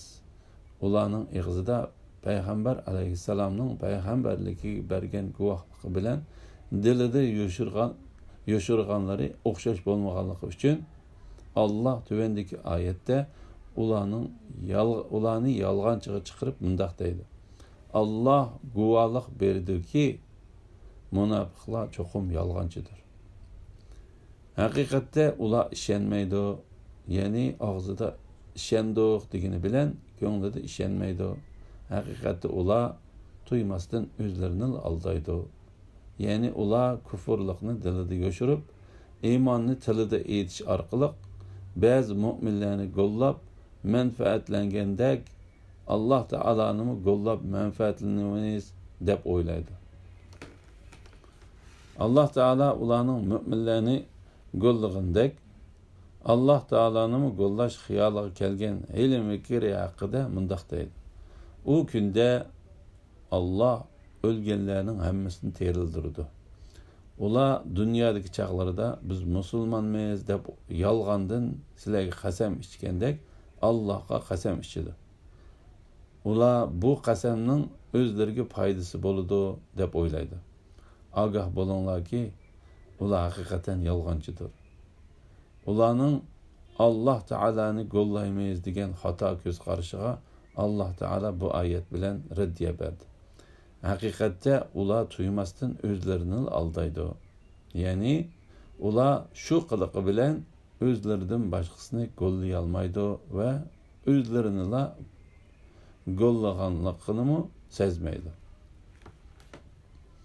Alloh taolo bu vaqtda yana mundaq deydi. Shubhisizki munofiqlar Allohni aldamoqchi bo'lishadi. Alloh ularning aldamchiligiga yarasha jazo berdi. Ibn Abu Hatim Ibn Jarirning Alloh taolaning ular Allohni aldamoqchi bo'ladi degan oyat haqida mundaq deganligini rivoyat qiladi. Munofiqlar la ilaha illalloh degan so'zni oshkor deb qo'yish orqali o'zlarining jon va mollarini saqlab qolishni ko'zlaydi. Said Qatadaning Alloh taolaning kishilar orasida Allohga va oxirat kuniga ishondik deguchilar bor. Haqiqatda ular ishonmaydi, ya'ni og'zida ishondik degani bilan ko'nglida ishonmaydi. Ular Allohni mu'minlarni aldamoqchi bo'ladi. Haqiqatda ular tuymasdan o'zlarini aldaydi degan oyat haqida mundaq deganligini rivoyat qiladi. Munofiqlarning axloqi chirik. Tili bilan dili sözü bilen əməliyyəti bir-biriga o'xshamaydi. Et degende bir xil holatda bo'lsa, kechda yana boshqa bir xil holatda bo'ladi. Shamol kiyimini har tarafga chayqaganidek, munofiqlarmi birdan bir tarafga, birdan yana bir tarafga o'tib oladi. Ularning dillarida kesel, ya'ni munofiqlik va shaklanish bor. Allah ularning kesilini kuchaytirib etdi. Yolg'on so'zlaganliklari, yolg'ondan iymonni da'vo qilganliklari va Allohning oyatlarini masxir qilganliklari uchun ular qattiq azobga duchor bo'ldi. Kesel degan so'zning ma'nosi. Suddi ularning dillarida kesel, ya'ni munofiqlik va shaklanish bor. Allah ularning kesilini kuchaytirib etdi degan oyat to'g'risida Abu Malik ibn Abbas radhiyallohu anhuma İbn Mas'ud radhiyallohu anhu va bir turkum sahabalarning mundaq deganligini rivoyat qiladi. Oyatdagi kesal degan so'z shak qilish degan ma'noni bildiradi. Mujahid, Ikrima, Hasan Basri, Abu Aliya, Rabi ibn Anas va Qatada qatorliqlarmi bu oyat yuqoridagiga o'xshash ma'noni ifodalab berdi dedi. Abdurrahman ibn Zayd ibn Aslam Allah Ta'ala'nın ularning dillarida kesel, ya'ni munofiqlik va shaklanish bor. Allah ularning keselini kuchaytirib etdi degan oyat haqida u bandidagi kasallik bo'lmasdan, balki dinning ba'zi qonunlariga shak qilishga o'xshagan diniy kasallikdir. Dinga munosabatlik bu xil kesili bor kishilar munofiqlardir. Bu kesel munofiqlarning islom to'g'risidagi shaklanishidir. Allah ularning munofiqlik kesilini texmi oshirdi. Degandan keyin mu'minlarga keladigan bo'lsak, har surada yeni dalil isbotlar bo'lganligi uchun bu ya'ni sura ularning iymonini kuchaytirdi. Ular suraning nozil bo'lishidan xushal bo'ladi. Dillarida kesel barlar, ya'ni munofiqlarga keladigan bo'lsak, bu sura ularning kufr qo'shdi. Ya'ni ular munofiqlikda texmi avzaylidi. Texmi gumrohlashdi. Ular kafir biti o'ldi degan oyatni o'qidi va ularning yomonlik ozg'unlik qo'shildi dedi. Abdurrahmanning bu so'zi munosib, yaxshi so'zdir. Allah Ta'ala'nın ularning ozg'unlik, kufurlik qo'shib qo'yganligi ular nima ishni qilsa shu ish bilan jazo berganligidir. Burunqi olimlarmi yuqoridagi o'xshash bayon qilgan. Allah Taala bu haqda yana mundaq deydi. Hidoyat topganlarni Allah texmi hidoyat qiladi. Ularga taqvodorlikning mukofotini berdi. Allah Taalaning yolg'on so'zlaganliklari, ya'ni yolg'ondan iymonni da'vo qilganliklari va Allohning oyatlarini masxir qilganliklari uchun ular qattiq azobga duchor bo'ladi degan oyatda munofiqlar yana yolg'onchi degan nom bilan sifatlandi. Ular g'aybni yolg'on deydi. Chunki ular yolg'onchilardir. Ular dinga shak qilish va g'aybga ishonmaslik yoki g'aybni yolg'onga chiqarishdek sifatlarni o'zlariga jamlab oldi. Eskartish. Payg'ambar alayhisalom ba'zi munofiqlarni bilatdi degan kishilar Hudayfaning bu hadisiga asoslanadi. Tabuk g'azoti vaqtida 14 odam kechining qorong'uligidan foydalanib Tabukqa yaqin bir dovonning yonida Payg'ambar alayhisalomning to'ygisini urkitib, uni to'ygidan yiqitib etmoqchi bo'ldi. Ammo Alloh Taala buni vahiy orqali Payg'ambar alayhisalomga bildirdi. Payg'ambar alayhisalom ularni menga aytib berdi. Buningdan boshqa Alloh taolo munofiqlar to'g'risida bundoq deydi. Atrofinglarda a'robiylardan munofiqlar bor. Madina aholisidanmi munofiqlikda chin turganlar bor. Ularni sen bilmaysan. Biz bilamiz. Ularni 2 qitim, ya'ni dunyoda qatl qilish va asir ilish bilan o'lganda go'r azobi bilan jazolaymiz. Ondan ular oxiratda cho'ng azobga, ya'ni do'zax azobiga qaytarildi. Agar munofiqlar nifoqdan dillarida kasal borlar, Medinada yolg'on xabar tarqatuvchilar qilmishlaridan yanmasa, ey Muhammad sallallohu alayhi vasallam, albatta biz seni ularga musallat qilamiz. Ondan ular Medinada la'natga uchragan holda sen bilan ozgina vaqt turalaydi. Ya'ni ular Medinadan surgun qilinib haydab chiqarildi. Chiqib ketishga tayyorlik qilib olish uchun Medinada faqat ozgina vaqt turalaydi. Ular qayerda bayqalsa shu yerda tutiladi va o'ldiriladi. Yuqorqi oyatlarda munofiqlarning payg'ambar alayhisalomning boshqarish doirasida emas ekanligiga va payg'ambar alayhisalomning ularni aniq bilmaydiganligiga dalil isbot berdi. Lekin payg'ambar alayhisalomga ba'zi munofiqlarning sifat va alomatlari ko'rsatilib beriladi. Payg'ambar alayhisalom shu sifat va alomatlar orqali ba'zi kishilarning munofiq ekanligini sezatdi. Alloh taolo bu vaqtda bundoq deydi: agar biz xohlasak, ularni cho'qim sana bildiratdik. Cho'qim ularning siymosidan taniytding. Sen albatta so'zining uslubidan ularni taniysan. Alloh sizlarning amallaringlarni bilib turdi. Abdullah ibn Ubay ibn Salul nomi chiqqan munofiq edi. Uning munofiq ekanligiga Zayd ibn Arqam guvohlik bergan. Umar radhiyallohu anhu payg'ambar alayhisalomga uningdan shikoyat qilganda, payg'ambar alayhisalom Umarga mundoq deb javob berdi: Arablarning Muhammad o'zining sahobalarini o'ldirib etibdi deyishini yomon ko'raman. Abdullah ibn Ubay musulmonlarga cho'ng ziyonlarni salgan munofiq bo'lsa-mu, u o'lgan chaqda payg'ambar alayhisalom uning namozini tushirdi. Boshqa musulmonlarning dafnisiga qatnashgandek uning dafnisiga qatnashdi. Payg'ambar alayhisalom bu vaqtda mundoq dedi: men uning namoziga qatnashish yoki qatnashmaslik to'g'risida tanlash ixtiyoriga qo'yildim. Men qatnashishni tanladim.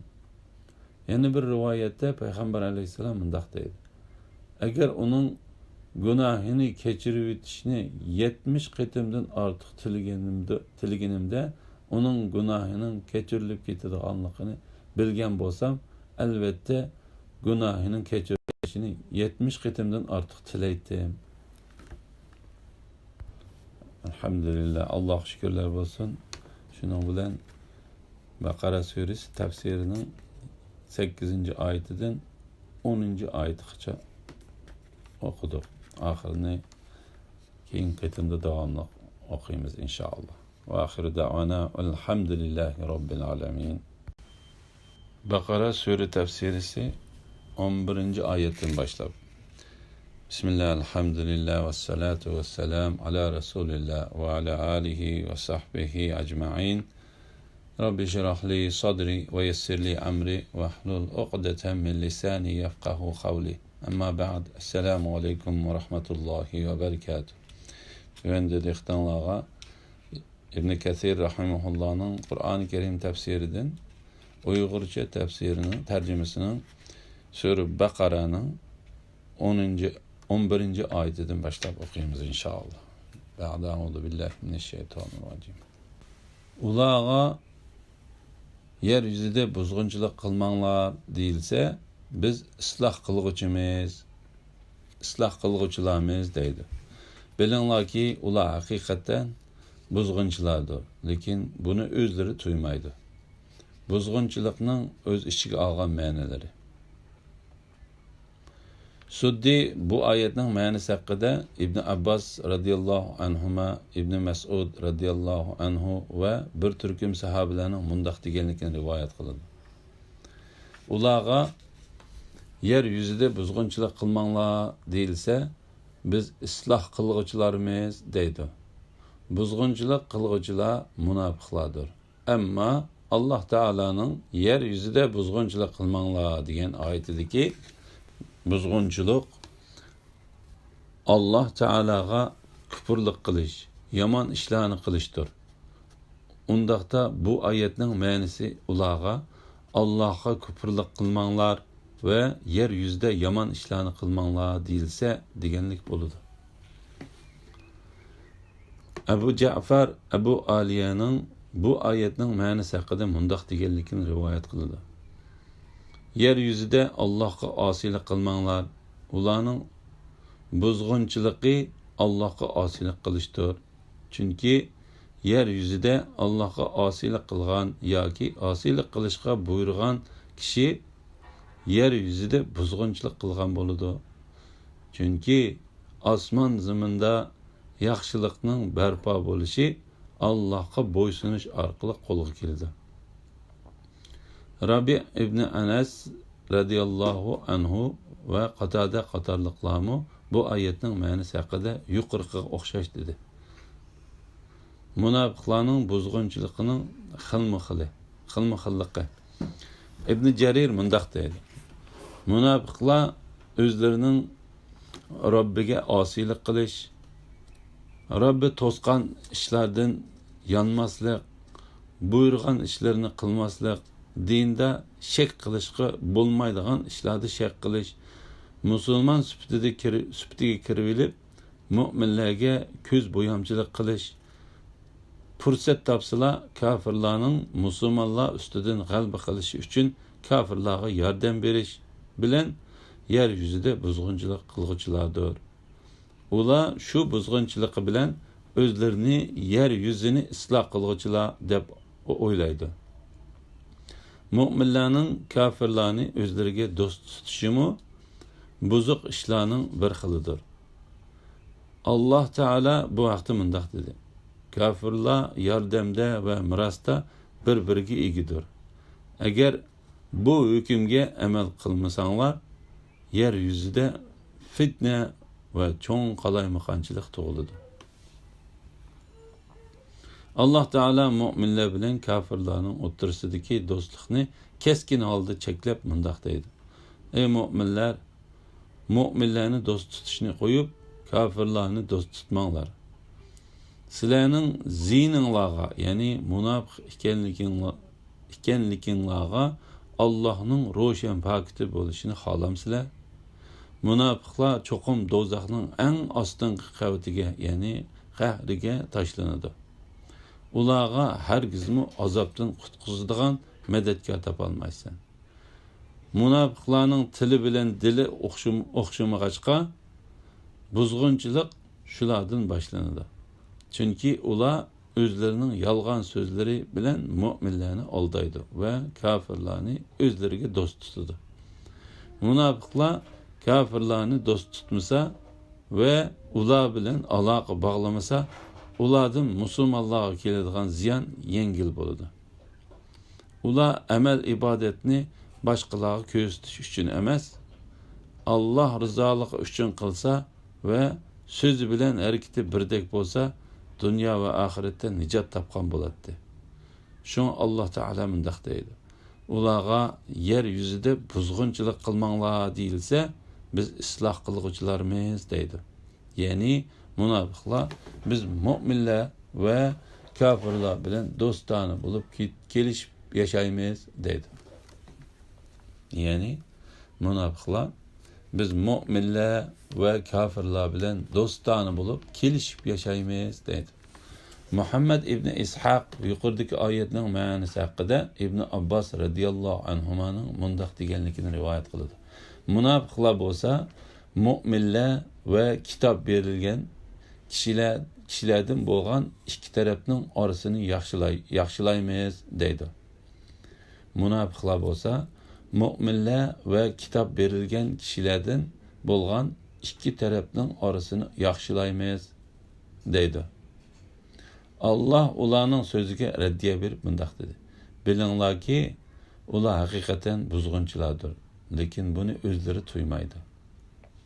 Ya'ni ularning mu'minlar bilan kitob berilgan kishilarning orasini yaxshilaymiz deb elib berayotgan ishining o'zila buzg'unchilik qilishdir. Lekin ular nodon bo'lg'achqa u ishining buzg'unchilik ekanligini sezmaydi.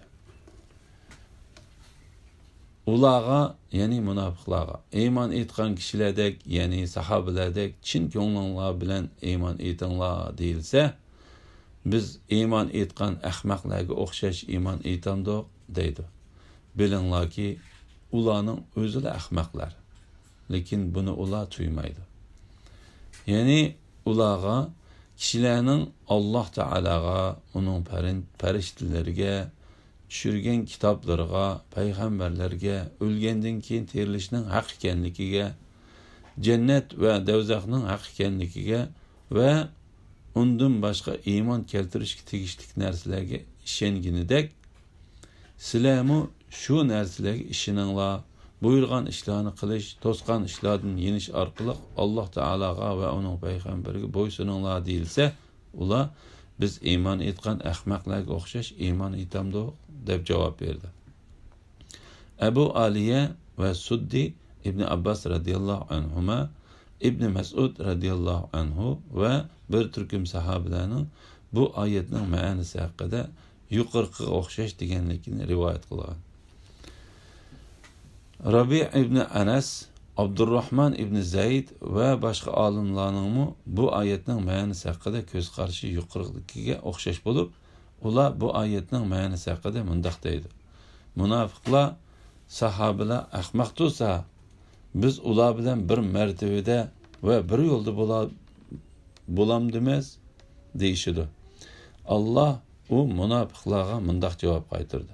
Ularning o'zlari ahmoqlar, lekin buni ular tuymaydi.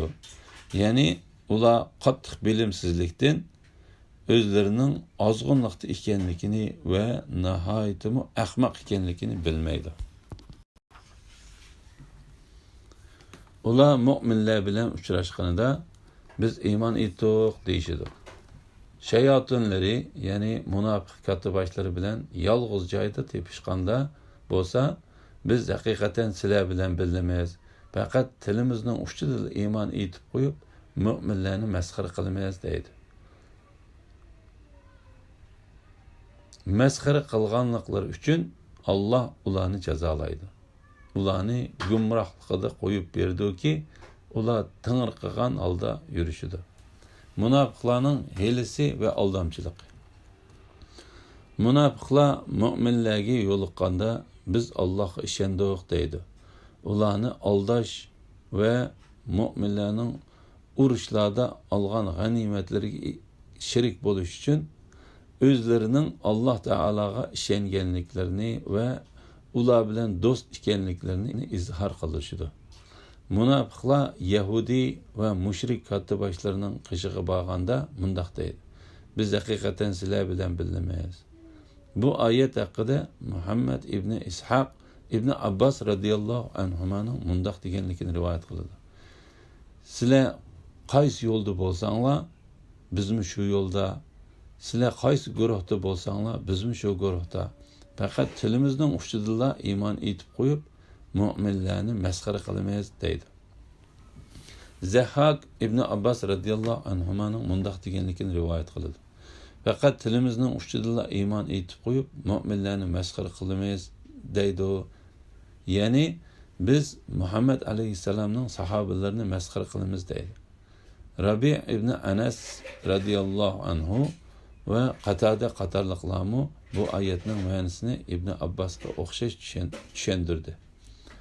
Alloh taolo munofiqlarning biz mu'minlarni masxara qilamiz degan so'ziga javob qaytarib mundoq deydi. Masxara qilganliklari uchun Alloh ularni jazolaydi. Ularni gumrohliklarida qo'yib berdiki, ular ting'irqagan holda yurishidi. Ibn Jarir mundoq deydi. Alloh taolo munofiqlarning qilmishlariga qiyomat kuni jazo beradiganligini bayon qilib bundoq deydi. U kunda munofiq erlar, munofiq ayollar mu'minlarga bizni kutib turinglar, sizlarning nuringlardan azroq olayli deydi. Ularga masxir yuzidan orqanglarga qaytib nur tilanglar deyiladi. Shuning bilan ularning orqasiga bir sepil soqiladi. Sepilning darvozasi bo'ladi. Darvozaning ichi tarafida rahmat, teshida azob bo'ladi. Kafirlar o'zlariga jazo bermasdan muhlat berishimizni, ya'ni ömrünü uzun qilishimizni hargiz o'zlari uchun foydali deb gumon qilmasin. Ularga muhlat berishimiz va ajrini kechiktirishimiz faqat ularning gunohlarining ko'payish uchundir. Ular oxiratda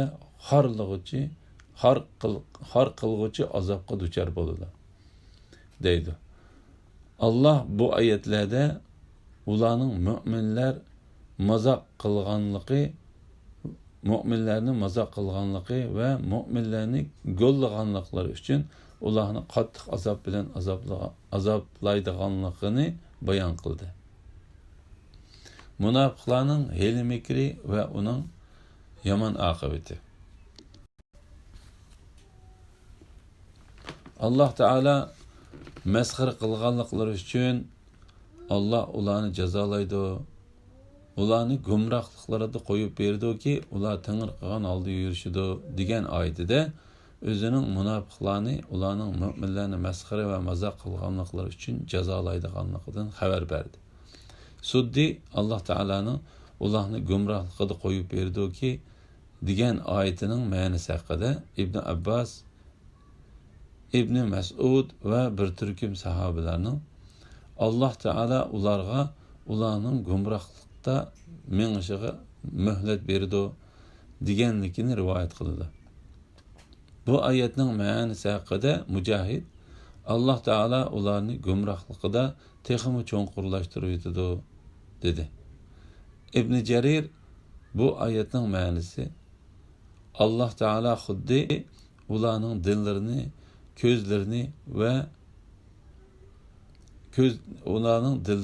ko'zlarini haqni tushunish va ko'rishdan burib etimiz.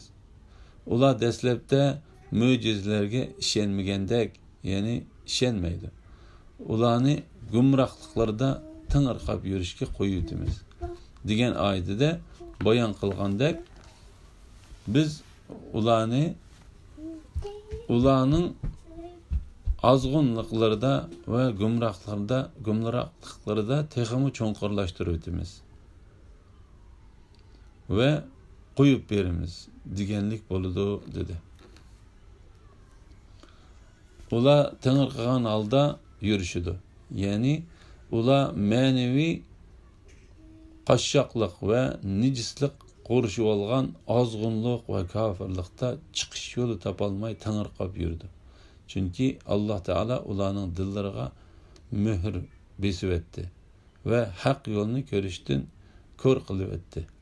Ularning dillarini hidoyatni qabul qilishdan to'sib etdi. Shuning bilan ular haqiqatni toniy olmaydi va to'g'ri yo'lni topolmaydi. Ayni shular hidoyatni berib gumrohlikni oldi. Şunu soğudisi payda keltirmedi. Ular hidayet tapqıcı bo'lmadi. Suddi bu ayetning ma'nosi haqida Ibn Abbas radhiyallohu anhuma, Ibn Mas'ud radhiyallohu anhu va bir turkum sahobalarning mundoq deganligini rivoyat qiladi. Munofiqlar azg'unlik yo'lini tanlab olib, to'g'ri yo'lni qo'yib qo'ydi. Mujahid bu ayetning ma'nosi haqida mundoq deydi. Munofiqlar Allohga ishonib bo'lib, keyin küfürlük yandı. Qatada bu ayetning ma'nosi haqida mundoq deydi. Ular to'g'ri yo'ldan azg'unlik yo'lini yaxshi ko'rdi. Yuqoridagi tafsirshunos olimlarning so'zlarini ixchamlaganda mundoq bo'ladi. Munofiqlarning mayli Alloh taologa ishonib bo'lgandan keyin küfürlikqa yong'ini bo'lsin yoki burundan boshlab küfürlikni tanlagani bo'lsin, Münafıqlar to'g'ri yo'ldan azg'unliq yo'liga o'tdi. To'g'ri yo'lning o'rniga azg'unliq yo'lni tanladi. Alloh taolo ularning hech qanday foyda ko'rolmaganligi to'g'risida mundaq dedi. Shunga sodisi foyda keltirmadi. Ular hidoyat topquchi bo'lmadi. Ya'ni ular o'zlarining qilgan ishlaridan hech qanday foyda ko'rmadi. Ibn Jarir bu oyatning ma'nosi haqida Qatadaning mundaq deganligini rivoyat qiladi. Allohning nomi bilan qasam qilamanki, men munofiqlarning to'g'ri yo'ldan azg'unliqqa, musulmonlarning sepidan boshqa bir guruhga, xotirjamlikdan xotirjamsizlikka va payg'ambar alayhissalomning sunnatlaridan bid'atga chiqayotganligini ko'rdim. Ibn Abu Hatimmu bu oyatning ma'nosi haqida yuqoridagiga o'xshash rivoyat qildi. Ular go'yoki kechida isinish va yo'riqlik elish uchun o't yoqqan kishilarga o'xshaydi. O't ularning atrofini yoritganda Alloh ularning o'tining yo'riqini o'chirib etdi. Ularni atrofidagi hech narsani ko'rolmaydigan qorong'ulikda qoldirdi. Ular gazdir, ya'ni gaz anglamagandek yaxshilikni anglamaydi. Gachidir, ya'ni gachi so'zlayolmagandek yaxshi ishni so'zlayolmaydi. Ko'rdir, ya'ni ko'r bo'lib qolgandek to'g'ri yo'lni ko'rmaydi. Shunga ular gumrohlikdan qaytmaydi. Munofiqlarning misoli. Alloh taolo munofiqlarning to'g'ri yo'lda mangmay, azg'unliq yo'lda mang'anligini va to'g'ri yo'lni tutib bo'lgandan keyin azg'unliq yo'lga o'tib ketganligini o't yoqqan bir odamga o'xshatdi. U odam o'tning yo'riqidan foydalanib atrofni ko'rib xushal bo'lib turganda o't tuyuqsizla o'chib qolsa hech narsa ko'rinmaydigan va uningdan qutulish mumkin bo'lmaydigan dahshat bir qorong'ulikning ichida qoladi. Uning ustiga u odam gacha va qishidagi nurni ko'rolmaydigan ko'r bo'lib qoladi. Shunga u o'tdan foydalanayotgan avvalgi holatga hargizmi qaytolmaydi. Munofiqlar to'g'ri yo'lning o'rniga azg'unliq yo'lni tanlashda va yaxshi ko'rishda yuqoridagi odamga o'xshashdir. Bu misolda munofiqlarning burun Alloh taologa ishinib bo'lgandan keyin kufrlikqa yonganligiga dalillar bor. Alloh taolo buni boshqa bir o'rinda bayon qiladi. Alloh ularning o'tning yo'riqini o'chirib etdi. Alloh ularning o'tining yo'riqini o'chirib etdi. Ularni atrofidagi hech narsani ko'rolmaydigan qorong'ulikda qoldirdi. Ya'ni Alloh ularning o'tlarining ularga foyda beradigan nurini o'chirib etib, ularga zarar qiladigan tutun bilan kulini qoldirib qo'ydi. Ularni dinga shak qilish, kufrlik va munofiq qilishdan iborat bo'lgan qorong'ulikning ichida qo'yib qo'ydi. Shuning bilan ular atrofdagi har qanday narsani ko'rolmaydi va ham u qorong'ulikdan qutulish yo'lini topolmaydi. Uning ustiga ular yaxshilikni anglamaydigan gaz, haqiqatni so'zlayolmaydigan gacha, to'g'ri yo'lni ko'rolmaydigan qorg'idir. Alloh taolo bu vaqtda mundaq deydi.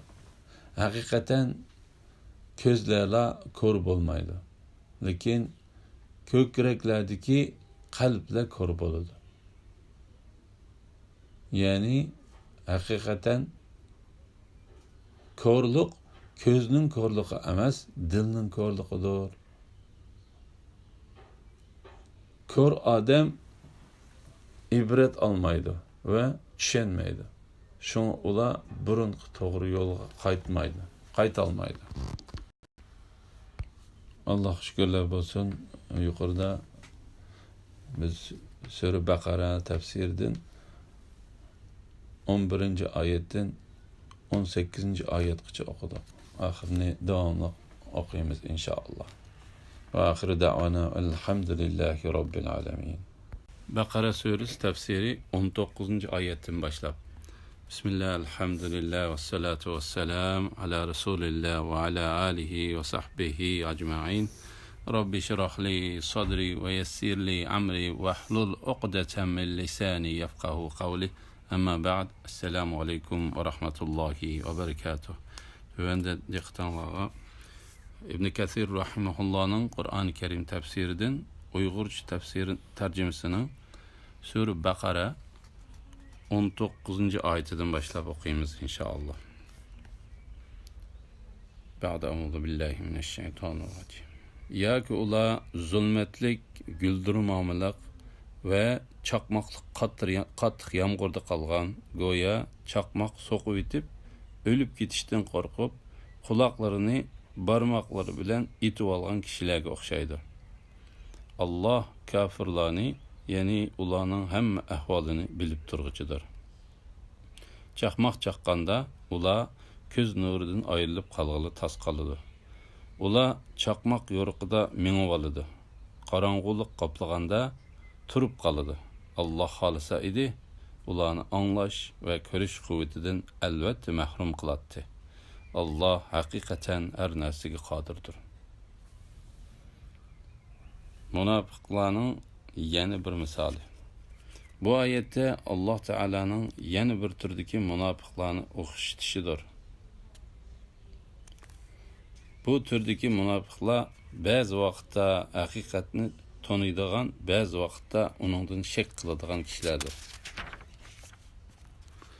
İbn Mas'ud radıyallahu anhu, İbn Abbas radıyallahu anhuma bir türküm sahabeler Ebu Aliye, Mücahid, Said ibn Cübeyr, Ata, Hasan Basri, Qatade, Atiye, Avfi, Ata Khurasani, Suddi ve Rabi ibn Anas qatarlıqlar bu ayetning ma'nosi haqida mundaq dedi. Munofiqlar qattiq qarong'uliq, guldirmomiliq va chaqmoq chiqib yig'iyotgan, qattiq yomg'irda qolgan, chaqmoq so'qib o'tib, o'lib ketishidan qo'rqib, barmoqlarini quloqlarga chiqib olgan kishilarga o'xshaydi. Munofiqlar bek qo'rqinchoq keladi. Alloh taolo bu vaqtda mundaq deydi. Ular biz cho'qim sizlar, ya'ni sizlarga o'xshash musulmonlardan deb Allah bilan qasam ichidi. Ular sizlardan emas. Lekin ular ziyon zahmatga uchrashdan qo'rqib, og'zida musulmon bo'lgan qo'rqinchoq qavmdir. Agar ular biror qo'rg'on yoki g'or va yoki gemini topsa edi, ular shu tarafga qarab albatta yugurishgan bo'ladi. Ularning chaqmoqning so'qib o'tishidan qo'rqib, barmoqlari bilan quloqlarini etib olishlari ularga hech qanday foyda keltirmadi. Ulardan hech qanday narsani to'sib qola olmadi. Chunki Alloh taolo ularni o'z qudrati bilan har tarafdan qorshab turg'ichidir. Ular Alloh taolaning xohishi ostida yashaydi. Alloh taolo ularni qanday qilay desa, shunday qila oladi.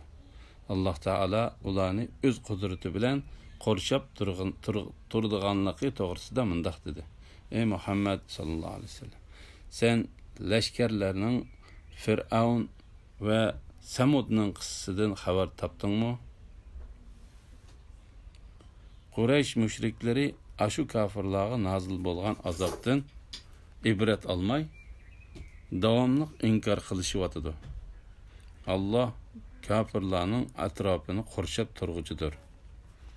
Chaqmoq nihoyat qattiq chaqqanligi, ularning ko'zlarining ojizligi va Alloh taologa ishonishga bo'lgan ishonchlarida turolmaganligidan ular chaqmoq chaqqanda ko'z nuridan ayrilib qolg'ili tas qoldi.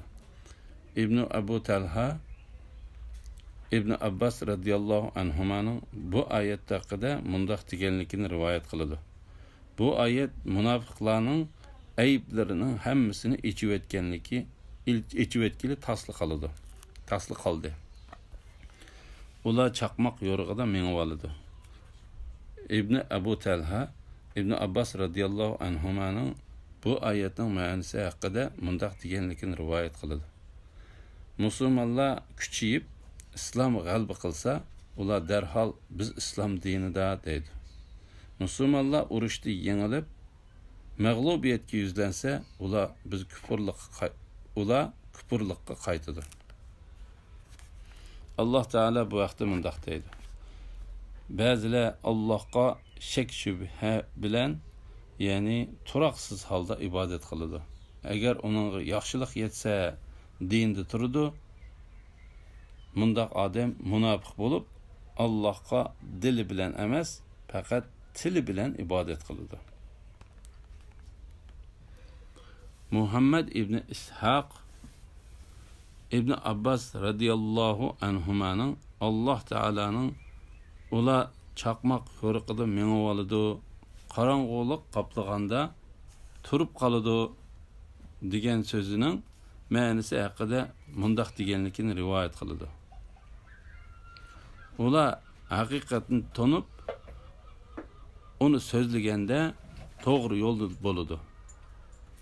Ular haqdan, iymondan kufrlikqa qaytganda huduqishga tushib qoladi.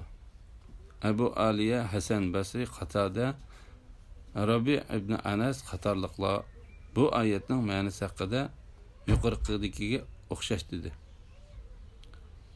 Suddimo bir turkum sahobalarning bu oyatning ma'nosi haqida yuqoriga o'xshash deganligini rivoyat qildi. Qiyomat kuni hamma kishiga ularning iymonining ojiz kuchligiga qarab nur berilganda, munofiqlarga bu dunyodikiga o'xshash qiyomat kunidami nur berilmaydi. Kishilarning ichidan nuri bir necha kilometr oraliqni yo'rita oladigan kishilar bo'ladi. Nuri ba'zi vaqtda yo'rib, ba'zi vaqtda o'chib qoladigan kishilar ham bo'ladi. Bundaqlar nurlari yonganda mengib oladi, o'chganda to'xtaydi. Nurlari faqat yonmaydigan kishilar ham bo'ladi. Ular eng ashaddiy munofiqlardir. Allah Teala qiyomat kuni munofiqlarga nur berilmaydiganligi to'g'risida mundaq dedi. U kunda munofiq erlar, munofiq ayollar mu'minlarga bizni kutib turinglar. Sizlarning nuringlardan azroq olayli deydi. Ularga masxira yuzsidan arqanlarga qaytib nur tilanglar deyiladi. Shuning bilan ularning orqasiga bir sepil so'qiladi. Sepilning darvozasi bo'ladi. Darvozaning ichi tarafida rahmat, teshida azob bo'ladi. Allah Teala mu'minlar to'g'risida mundaq dedi. U kunda mu'min erlarni, mu'min ayollarni ko'rsanki, ularning nuri ularning oldida va ularning o'ng tarafida mangadi. Ularga bugun sizlarga ostidan o'stanglar eqib turadigan jannatlar bilan xush xabar berildi. U yerlarda mangu qolasizlar, bu ulug' muvaffaqiyatdir deyildi. U kunda, ya'ni qiyomat kunida Alloh payg'ambarni va uning bilan birga bo'lgan mu'minlarni rasvo qilmaydi.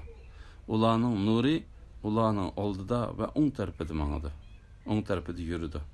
Ular: "Ey Robbimiz, bizga nurimizni mukammallashtirib bergin, bizga mag'firat qilgin. Sen bo'lsang haqiqatan har narsaga qodirsan" deydi. Nur to'g'risidagi rivoyatlar. İbn Abu Hatem Abdullah ibn Mas'ud radıyallahu anhu'nun ularning nuri ularning oldida va o'ng tarafida yurdi degan oyatning ma'nosi haqida mundaq deganligini rivoyat qiladi. Kishilar sirat ko'rigidan o'tganda ularning dunyoda qilgan amal ibodatlariga qarab nur berildi. Ularning ichida tog'dek va xurmo darxidek nur berilganlarmi bor? Nur berilganlarmi bor? Eng az nur berilgan kishining nuri uning barmog'ida bo'lib, u ba'zi vaqtda yenib, ba'zi vaqt o'chib qoladi. İbn Hatem yana İbn Abbasning mundaq deganligini rivoyat qiladi. Mu'minning hammasiga qiyomat kun nur berildi. Ammo munofiqlarning nuri o'chib qoladi. Mu'minlar munofiqlarning nurlarining o'chib qolganligini ko'rib, o'zlarining nurining o'chib qolishidan qo'rqib, Allohdan mundaq deb tilaydi. Ey Robbimiz, bizga nurimizni mukammallashtirib bergin. Zahhak İbn Muzahim mundaq dedi. Mu'min yoki munofiq bo'lsin, islomga kirgan hamma kishiga qiyomat kuni nur berildi. Ular o'tadigan ko'rikning qishig'iga yaqinlashib borganda munofiqlarning nurlari o'chib qoladi. Mu'minlar munofiqlarning nurlarining o'chib qolganligini ko'rib, o'zlarining nurining o'chib qolishidan qo'rqib, Allohdan mundaq deb tilaydi.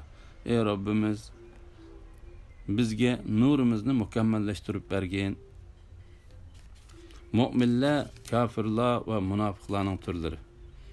İnsanlar tövende bayon qilingandek bir necha turga ayrildi. Birinchi, haqiqiy mu'minlar. Allah ularning sifatlarini Baqara surasining 5-dagi 4 oyatda bayon qilib berdi. Ikkinchi, ashaddiy kafirlar. Allah ularning sifatlarini mu'minlarning sifatlari bayon qilinib kelgan oyatlarning oqsidilla kelgan 2 oyatda bayon qilib ko'rsatdi. Uchinchi, munofiqlar. Munofiqlar mundaq 2 turga ayrildi. Birinchisi, eng ashaddiy munofiq. Allah bu munofiqlarni yuqoridagi oyatlarda o'ti o'chib qilib, hech qanday narsani ko'rgili bo'lmaydigan zulmat qorong'uda qolgan kishiga o'xshatib o'tdi. Ikkinchisi, ikkilanib qolgan munofiq. Bu munofiqlarda iymonning nuri ba'zida chaqnab, ba'zida o'chib qoladi. Allah bu munofiqlarni yuqorqi oyatlarda guldirmamili qattiq yomg'irda qolgan kishilarga o'xshatib o'tdi. Bu turdagi munofiqlarning ahvoli yuqorqi munofiqlarnikidan yengilroq bo'ladi. Allah Taala tövendeki oyatlarda o'zlarining qilgan ishlari amaliyotda to'g'ri bo'lmasa-mu, uni to'g'ri deb o'ylaydigan qattiq tarsa kafirlarga misol keltirib mundaq deydi. Kafirlarning yaxshi amal deb o'ylagan amallari bayovandagi sarabga o'xshaydi. Tashna odam uni suv deb gumon qiladi. Uning yeniga kelsa hech narsa ko'rinmaydi. Ya'ni suv ko'rinmaydi. Tövendeki oyatda azroq tarsa kafirlarga bir misol keltirib mundaq deydi. Yoki ularning yaxshi deb gumon qilgan amallari cho'nqur dengizdagi qorong'ulikqa o'xshaydi. Uni, ya'ni dengizni qatma-qat to'lqinlar va to'lqinlarning ustidagi qor bulutlar qoplab turdi. Mana bu qatma-qat qorong'uliklardir. Bu qorong'ulikqa giribdor bo'lg'ichi qo'lini uzatsa barmoqlarini ko'rolmaydi. Allah nur ato qilmasa, kim bo'lmasin nurni ko'rolmaydi. Ya'ni Allah hidoyat qilmagan odam hargiz hidoyat topmaydi. Shuning bilan Allah bu yerda kafirlarni mundaq 2 turga ayirdi. 2 turga ayirdi. Birinchisi, kufrlikqa chaqiradigan kafirlar. Kufrlikqa chaqiradigan kafirlar. İkincisi, ergeçküç kafirlar. Allah Teala bu haqda mundaq dedi. Bazı kişiler Allah'ın kudreti ve sübetleri üstüde hiç qandaq dalilsiz münazirleşidi.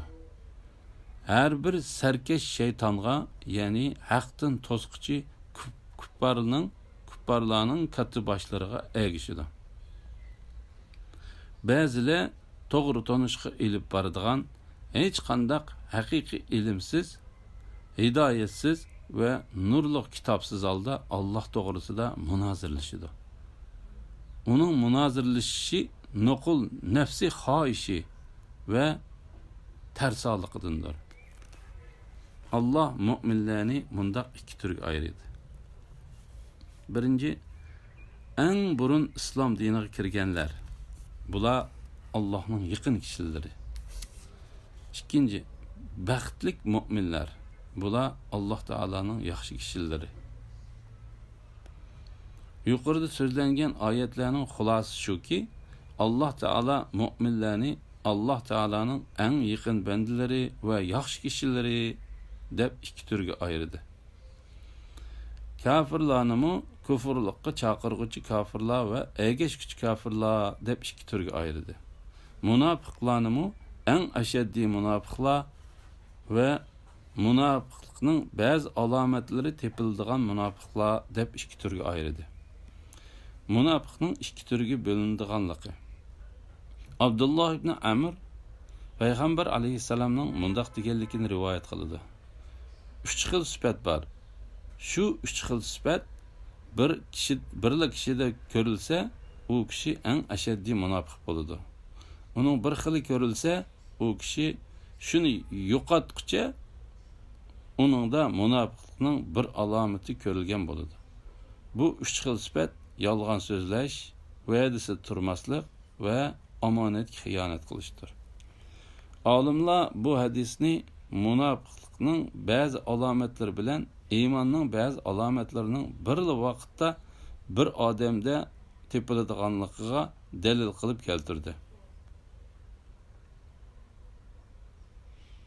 Munofiqlik bu hadisda deyilgandek amaliy munofiqlik bo'ladi yoki yuqoridagi oyatda deyilgandek e'tiqodiy munofiqlik bo'ladi. Qalbning turlari. İmam Ahmad Abu Said radhiyallohu anhudan payg'ambar alayhissalomning mundaq deganligini rivoyat qiladi. Qalb mundaq 4 turga bo'linadi. Birinchisi chiroqqa o'xshash nur chaqnab turadigan sop, suziq qalb. Ikkinchisi pechatlanib ketgan qalb. Uchinchisi ta'tir qilinib ketgan qalb. To'rtinchisi ikki yuzlama qalb. Nur chaqnab turadigan suziq qalb mu'minlarning qalbi bo'lib, chiroqdek chaqnagan nur uning nuridir. Pechatlangan qalb kafirlarning ta'tir qilinib ketgan qalb eng ashaddiy munofiqlarning qalbidir. Chunki ular haqiqatni tonib bo'lib, uningdan tenib oldi. İki yuzlama qalb iymon va munofiqlik alomati birlashib ketgan qalbdir. Uningdagi iymon suv bilan o'sib turgan o't cho'pga o'xshaydi. Uningdagi munofiqlik alomati bo'lsa, qon yiring iqib turadigan jarohatga o'xshaydi. Bu ikkisining qaysi besib ketsa, qalb shu tarafga eg'ib ketadi. Allah xolisa edi, ularni anglash va ko'rish quvvatidan albatta mahrum qiladi. Muhammad ibn Ishaq ibn Abbas radhiyallohu anhumaning Alloh taolaning bu oyati haqida mundaq deganligini rivoyat qiladi. Munofiqlar haqiqatni tonib bo'lib, uningdan yenib olganligi uchun Alloh xolisa edi, ularni anglash va ko'rish quvvatidan albatta mahrum qiladi. Allah haqiqatan her narsaga qodirdir.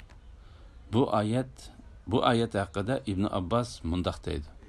Allah haqiqatan bandalarning o'ch ilishqimi, ularni kechirib yetishkimi? Allah haqiqatan bandalardan o'ch ilishqimi, ularni kechirib yetishkimi qodirdir. İbn Jarir mundaq deydi. Bu o'rinda Allah o'zini hamma narsaga qodir deb sifatladi. Chunki u burun munofiqlarni o'zining azobidan ogohlantirdi. Ularni har tarafdan qorshab turadiganligini va ularni ko'zlaridan va quloqlaridan ayirib etishga kuchi yetadiganligiga ogohlantirdi. Ibn Jarir boshchiligidagi ko'pincha tafsirshunoslar yuqoridagi oyatda kelgan ikki xil munofiq uchun keltirilgan misol emas, balki bir xil munofiq uchun keltirilgan misol degan ko'z qarashdir. Elhamdülillah, Allah şükürler olsun. Şuna bilen Bakara suresi tefsirinin 19-20 ayetini anladınlar. Ahirini inşallah keyinki fırsatda okuyumuz. Ve ahir davana elhamdülillahi rabbil alemin. Selamun aleyküm ve rahmetullahi ve berekatuhu.